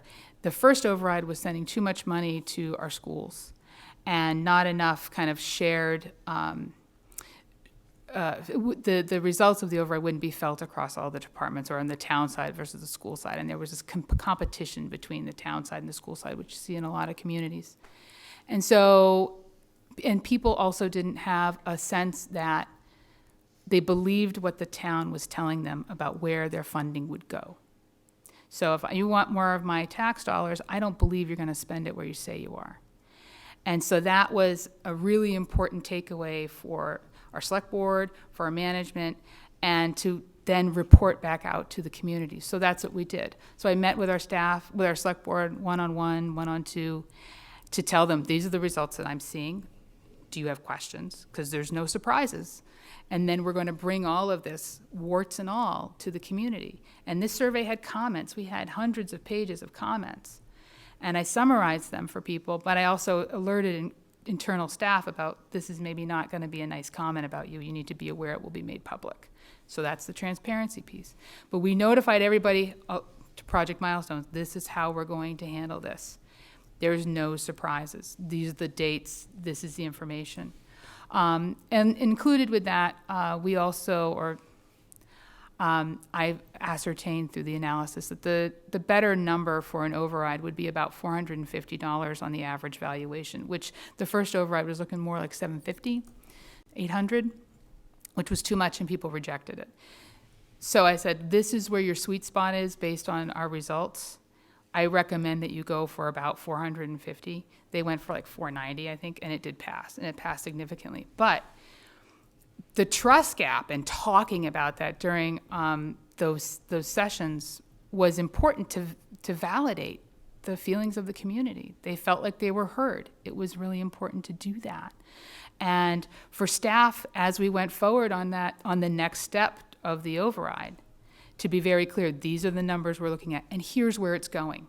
And so I created an infographic using Venngage, it's great software, and that provided a picture of, this is how much money we are going to ask for, this is the average valuation, this is where our revenues come from, this is where our spend is. You know, pie charts, all of that. It's a one-page thing. We put that out everywhere, and we talked about it in forums. And we had a lot of night meetings about it. It was very clear, lots of questions. And we had a community group that actually called themselves One Reading, and kind of took that term and adopted it, and they became a group that promoted the override because it was more equitable the second time. And then they actually have, you know, done other things in the community since then. So I hope that answers your question. Mike? Yeah, hang on 1 second. So affordable housing is an issue everywhere, and not just affordable housing with a capital A, but attainable housing in the community, workforce housing. Yep.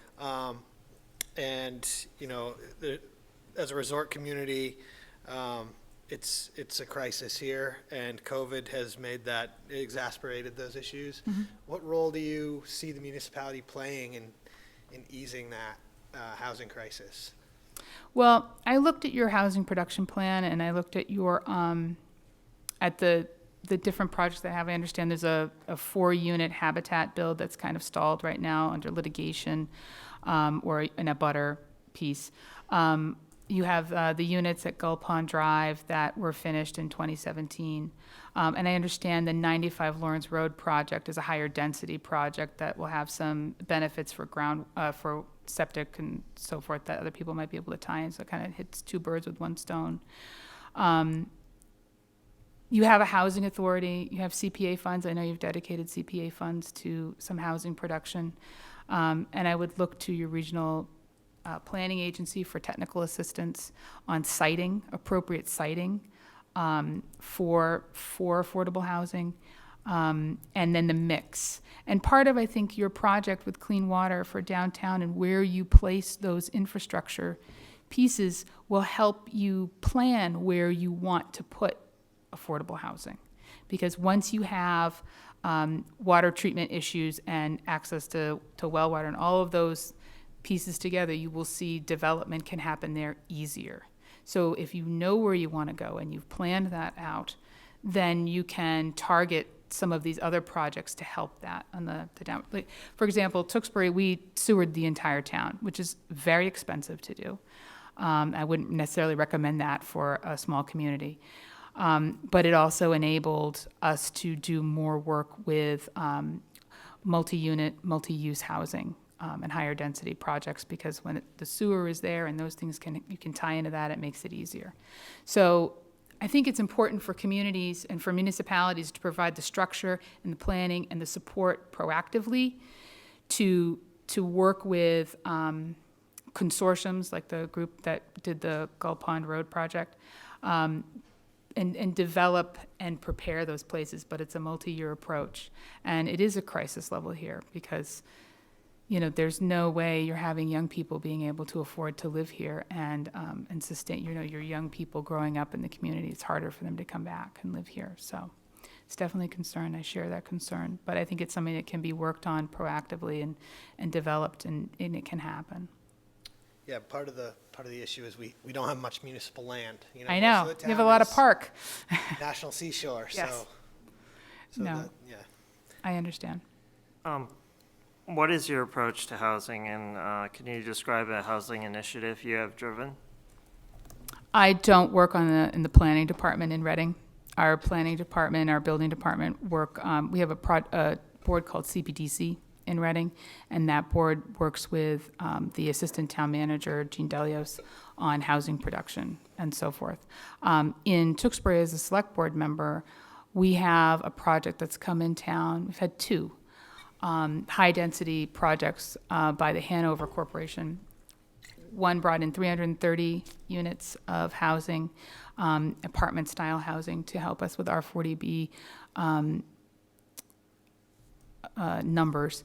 And Hanover, that was about 2009, 2010, when I was on the school committee, and we received mitigation funds at the time that helped us with educational costs during the Great Recession. So there was a nice benefit to that, but there were a lot of folks that moved into that apartment. On the other side of a pond there, Hanover, the same developer, plans on coming in and building another about 300 units, and that's a pretty controversial project right now in Tewksbury, and it is under the 40B law. So we are working with Mass Housing, and we've engaged legal counsel so that we have a good understanding of the project. We've asked them to take into consideration, and Mass Housing agreed with us on all of the areas we wanted them to look at. So water infrastructure, sewer infrastructure, transportation infrastructure, and all of the pieces there, and to see if they can bring down their roof levels and possibly their unit numbers, because we are under that 10% in Tewksbury, so it's something that we have to be cognizant of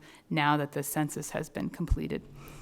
We were just over, and now we're just under, which was anticipated. So Hanover is going through that process right now, and we are watching it very closely, and we've engaged our resources as needed to help us as we go through this process with them. Okay, and what's your approach to housing? What's my approach to housing? Yes. I think housing is very important. I think that we need to, well, I'll give you for instance.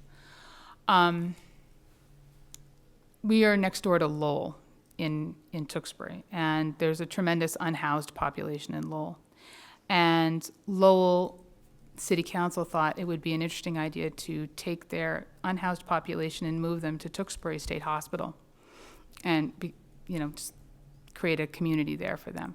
And that's not tenable because we don't have the public safety resources in Tewksbury we don't have enough public safety resources to manage the amount of calls we already make to the state hospital.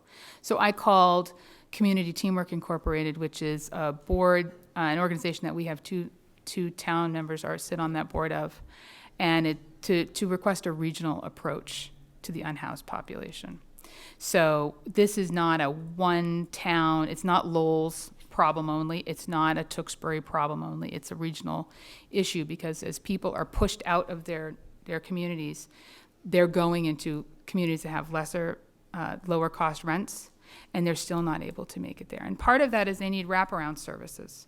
So we have mental health issues with folks. We are finding that the largest growing unhoused population is over 65 in our area. And so that's a concern. What are we doing for senior tax relief? What are we doing for senior housing? What are we doing for subsidized housing? Understanding the need and building the mix and paying attention to where we can do that is important. So my approach would be more take a regional approach and see what we can do to meet the need for subsidized housing and the unhoused population as well, so that we don't have people living on the street in New England. Follow up? Yep. How does the affordable housing picture rate where you are working as opposed to in Wellfleet, where it's pretty dismal, as we know? It's around, what, a little over 2% affordable housing by the Yeah. state's definition? I think I saw like 2.2 on one of the reports. Yeah.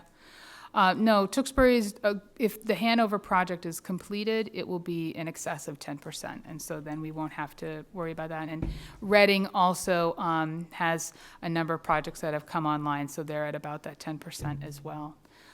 So the land and in Wellfleet, land is at a premium, and it's used in tourism, and there's a commercial interest there.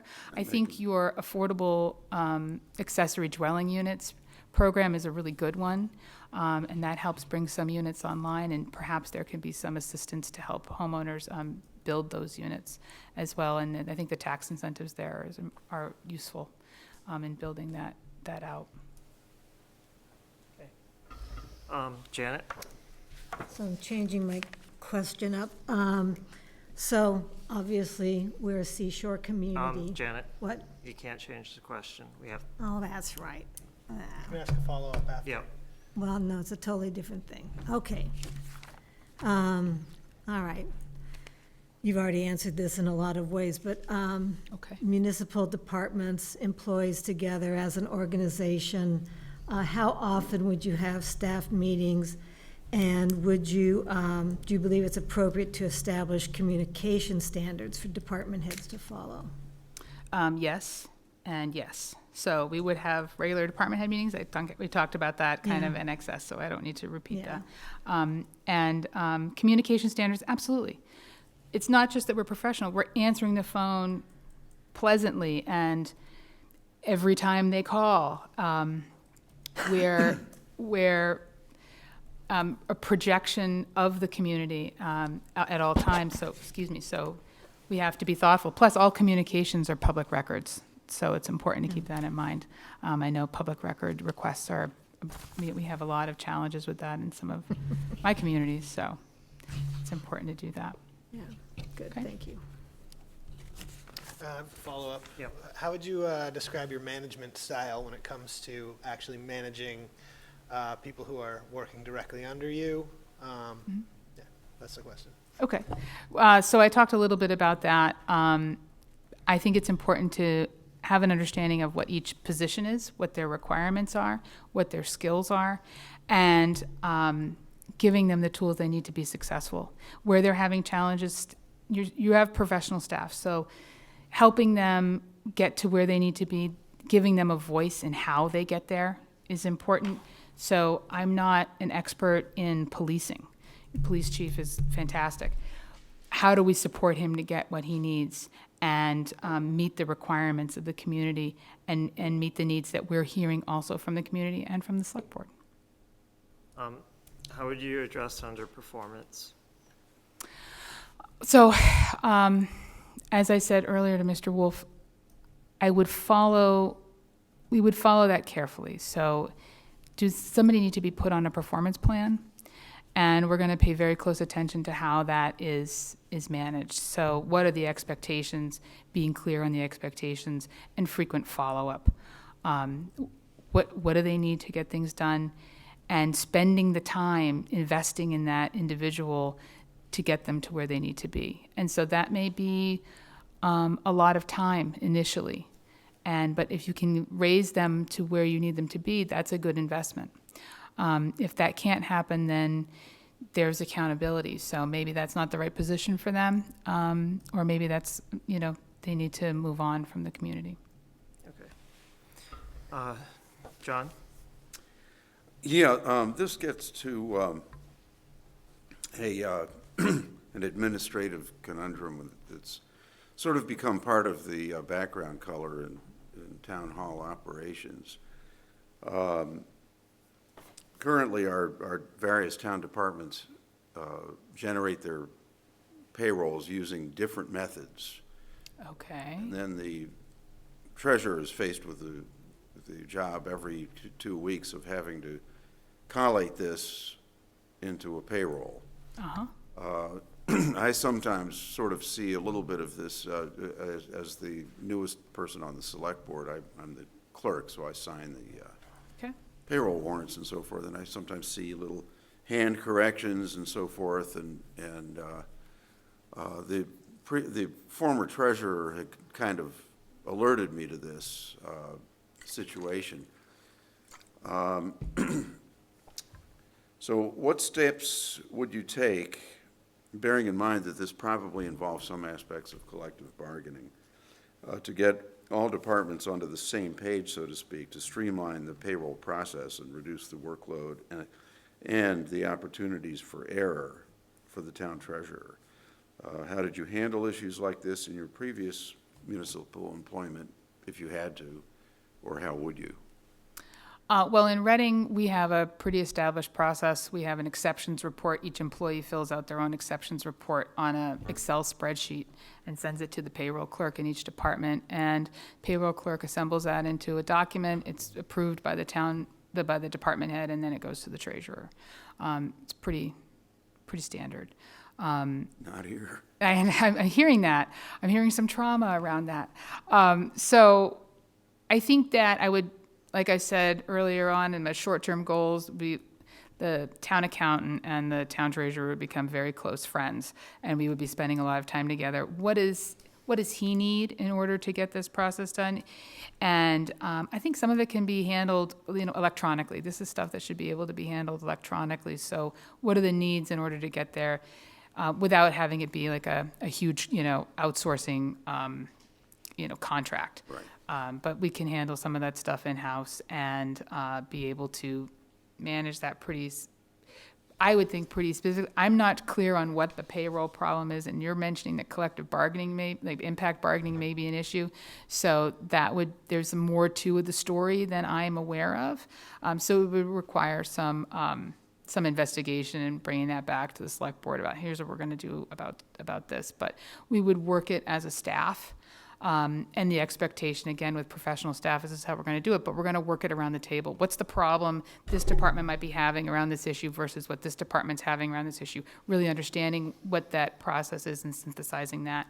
But I think a technological answer may be efficacious. Okay. Thank you. Ellen?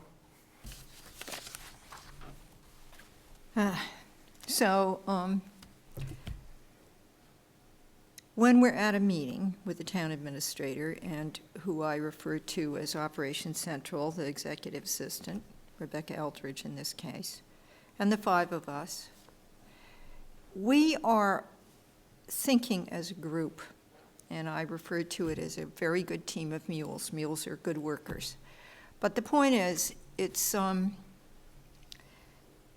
my preferred way of dealing with situations is whether mistakes are being made or things are going well, it's a supportive thing. In other words, we're being attentive to each other and we're working as a group.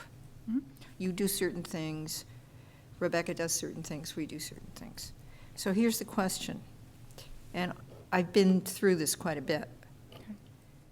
How would you react in a public meeting if the select board were about to take an action that may be illegal?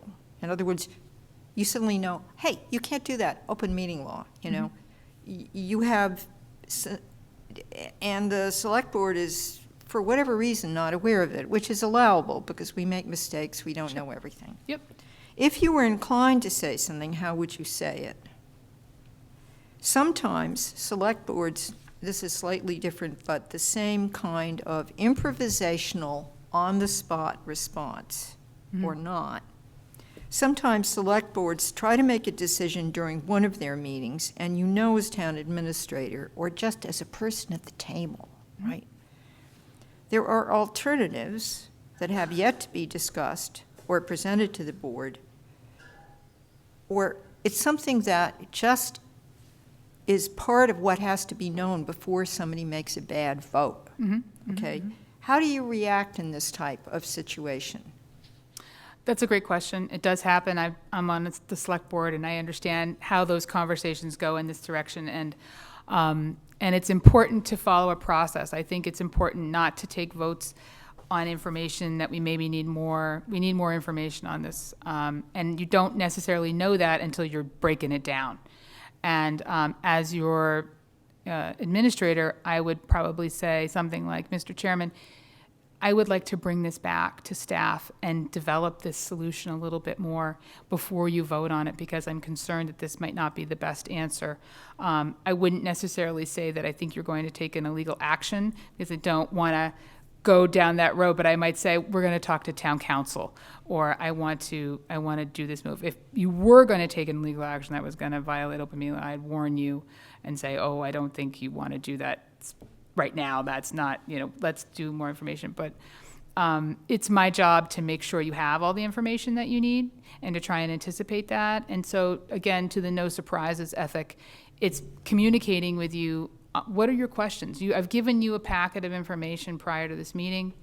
Do you have questions on it? You'll be getting notifications from me on a weekly basis. This is what's going on. This is what's going on. And you're going to have questions back. What about this? What about this? What about this?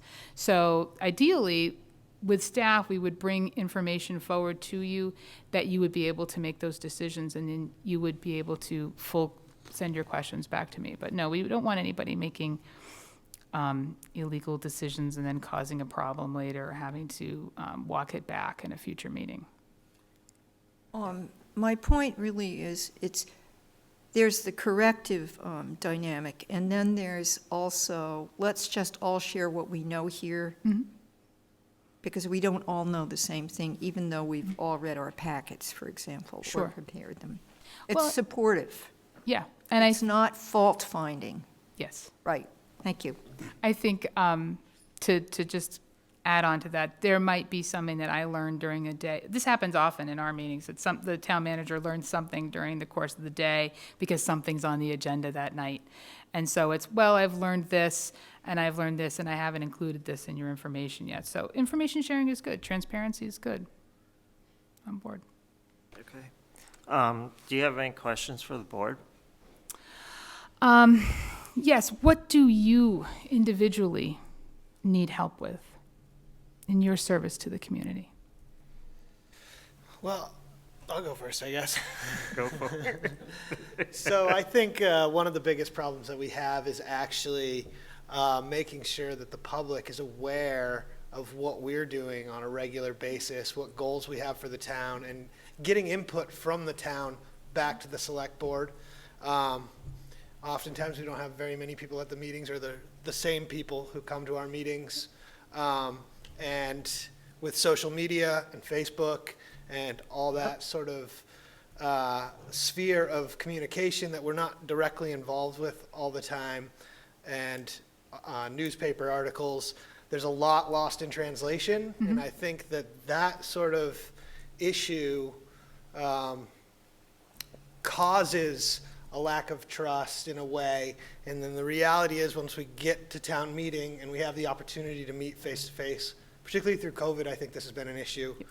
Just a lot of anger and frustration amongst people generally. But when we get to town meeting and we have an opportunity or a community forum, that people understand where we are and what we've been doing and what steps we've been taking, and communicating with that to the public, I think has been quite difficult. I think that, that's part of our problem here. And then also getting feedback from the public directly, not filtered through social media, is another issue. I think there's been a general lack of communication about the good things that we've done in town, and all the good things that are happening in this town, because there's a lot of great stuff that's happening, especially with our committees and our boards. and on the select board and in town administration for the last, well, since Charlie got on board. And I think communicating that is really our what we need help with on the board the most. Okay. I wouldn't say necessarily that's what the town needs the most, but as a select board, I think, just our meetings and having people tune in, 30 people or something, doesn't quite do it anymore. Yep. So I totally agree with Michael, and I liked what your answer or suggestions about misinformation getting out there. And we have a member of our press here, and that probably is our biggest problem in the world, not just Wellfleet, but that there's, maybe someone doesn't completely understand the situation, and you can still see on social media, or people ask me what's going on with this, and we probably answered that like back in the fall. And human nature is like, get that thing stuck in your head. But I really like the way you talked about communication and referring things back to who's ever said it, or clarifying things. So, but that is a big problem. And the other thing, which you haven't mentioned, is we are very much keyed into our environment here. Yeah. We live by our environment. A reason we have a housing problem is because of our environment. We live on top of our water. And we've got climate change, we've got water mitigation. So that is, and we've got the Herring River restoration, which will be the largest restoration of a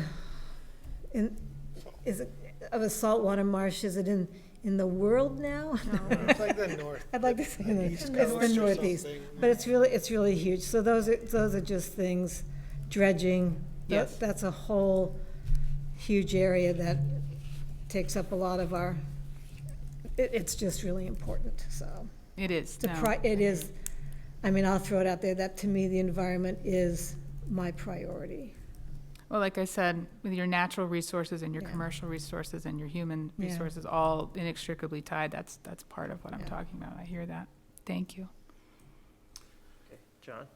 I think going forward, especially in the short term, your biggest challenge, or one of your biggest challenges, is going to be, this is due to the fact that because of all the issues that have come to light in the last couple of years or so, there is a huge deficit in public trust of town government. And it's a perfect storm because this is occurring at the very time when we are going to be asking for a budget override. And it is by no means certain that people are going to vote for that.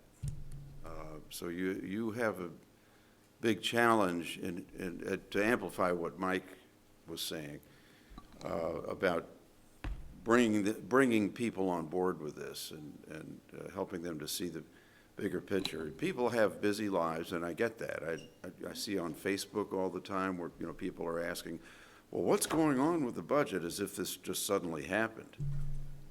They're not aware of the hard work that Charlie's been doing, that we've been trying to do to work with him to change course on all this. So this is going to be a big job for you going ahead. I know that Charlie's done an excellent job with the work of building a foundation to build back your budget, and he's instituted a number of practices and policies that I think are essential, like not spending, like trying to spend more like 80 to 85% of your revenues so that you have more for free cash that builds your stabilization, so things like that. So I think he's done an excellent job. And it's hard when you're doing the work and you're in the trenches to also make sure that it communicates out. And when we did this survey in Reading, the number one place where people get their news, and it's true everywhere, is from each other. Yeah. It's from their neighbors. Yep. So when I'm talking to you at the baseball game and I've got this part of the story, and then there's outrage about that, and so how do you break through and get to the heart of the matter? And part of that is going to be making sure that your message is consistent, it's simple, infographic, I told Charlie I'd send him the one that I did, and when he goes forward, no matter what happens, if that's going to be efficacious for you. But yeah, Charlie's done a really good job to build that back, and you guys have done a really good job managing in the last couple of years through a lot of change. It's been a heavy lift for everybody in this room, I'm quite sure. Yeah, it's always hard to say like one thing that we need help with. Well, we need help with many things, I would say. I said this last time, for the next, until the town meeting, what we really need is a coherent and effective communication with the taxpayers as to why there's an override, what is driving it, and what the results are of the work that's been done in correcting the town's previous financial practices or records as well. They're kind of like both happening at the same time, which makes it all more complicated. And then, housing. We're dying as a community because housing is just beyond, I don't know. It's housing. And then, the other big thing that we have coming down the road is wastewater. And, that is going to be a significant expense. And how do we fund that? At the same time, we have taxpayers that live here who are, Wellfleet actually has a median income below the state average and below the county average. Meanwhile, our property prices are through the roof. The residents can't afford anything around here. We see every week I see at least 2 people talking about how they've lost their housing and are looking for housing. We've had people from the Center for Coastal Studies, that's a decent job as well, and they can't find housing. It's just wiping us out. So yeah, I don't know. Yeah, I hear you have staff that are experiencing that right now as well. Yeah, we have a hard time attracting staff because of the housing issues as well. Yeah. Go ahead. So what they said, that's for me too. But you asked the question in a very odd and useful way. You said, personally. So the thing that hasn't been brought up is that for someone in your position, and generally, good process is very, very important in municipal government. That's very different than people agreeing. It's different than even getting people information and being transparent, all of which is important. But, I don't want to date it. I don't want to identify anybody. But years ago, we had a town administrator who basically said, I'm going to organize voting blocks. I'll get my 3 votes. And in that case, that person in that position would often withhold information from the people on the board that person was. Yeah. That's not good process. No. That's a kind of extreme example of it. But in my experience, if there's good process, and it's what we do in front of the public, we're doing the public's business, right? In front of them, like we should. And if the process is going well, if the board disagrees, if we have split votes, we're supposed to be 5 different people, Sure. We can look at the same information, we won't agree. But if we've gotten the information, we're all looking at the same information and we disagree, if we're doing it according to the open meeting law, conflict of interest law, and so on and so forth, if the people on staff are making sure that we do good process, that I really like. Somebody said, oh, it's so stressful, the select board job. I said, it's stimulating, I have an appetite for it, but the only thing that makes me anxious, that stresses me, is when we do it with bad process. Yeah. So you asked, that's my addition to everything that everybody else said that I agree with, especially what Janet said, about the environment and so forth. Thank you. Thank you very much. Okay. Well, thank you. Thank you. I hope you get a chance to enjoy the rest of the day in Wellfleet. I don't know. So, Sun's out. yeah. But I know. Sun's out. I have to put the top down on the car, and oh yeah, no, I enjoyed in your community over the weekend, and you have a wonderful community, and I know that your work here is very important, and your dedication to your community has been a heavy lift over the last couple of years, and so you're in a good position to have a paradigm shift. And I think, Charlie's done a good job. You've all done a good job to build that foundation. So I thank you for the opportunity today, and I wish you the best of luck. Well, thank Thank you. you. Thank you. We're also not doing that bad, if you ask me. You're not. We're not, yeah. I move to adjourn. Second? Yep. Oh, What? we don't have to do roll call. It would be good to. We We're don't so have our used name to tags. it. Yeah. So So- Helen, I. Janet, I. Michael, aye? John, aye. Oh, John, sorry, John. Ryan, I. Okay. Thank you. Now, wait a minute. Yep. And then we're going to come back and do more? No. No, not you.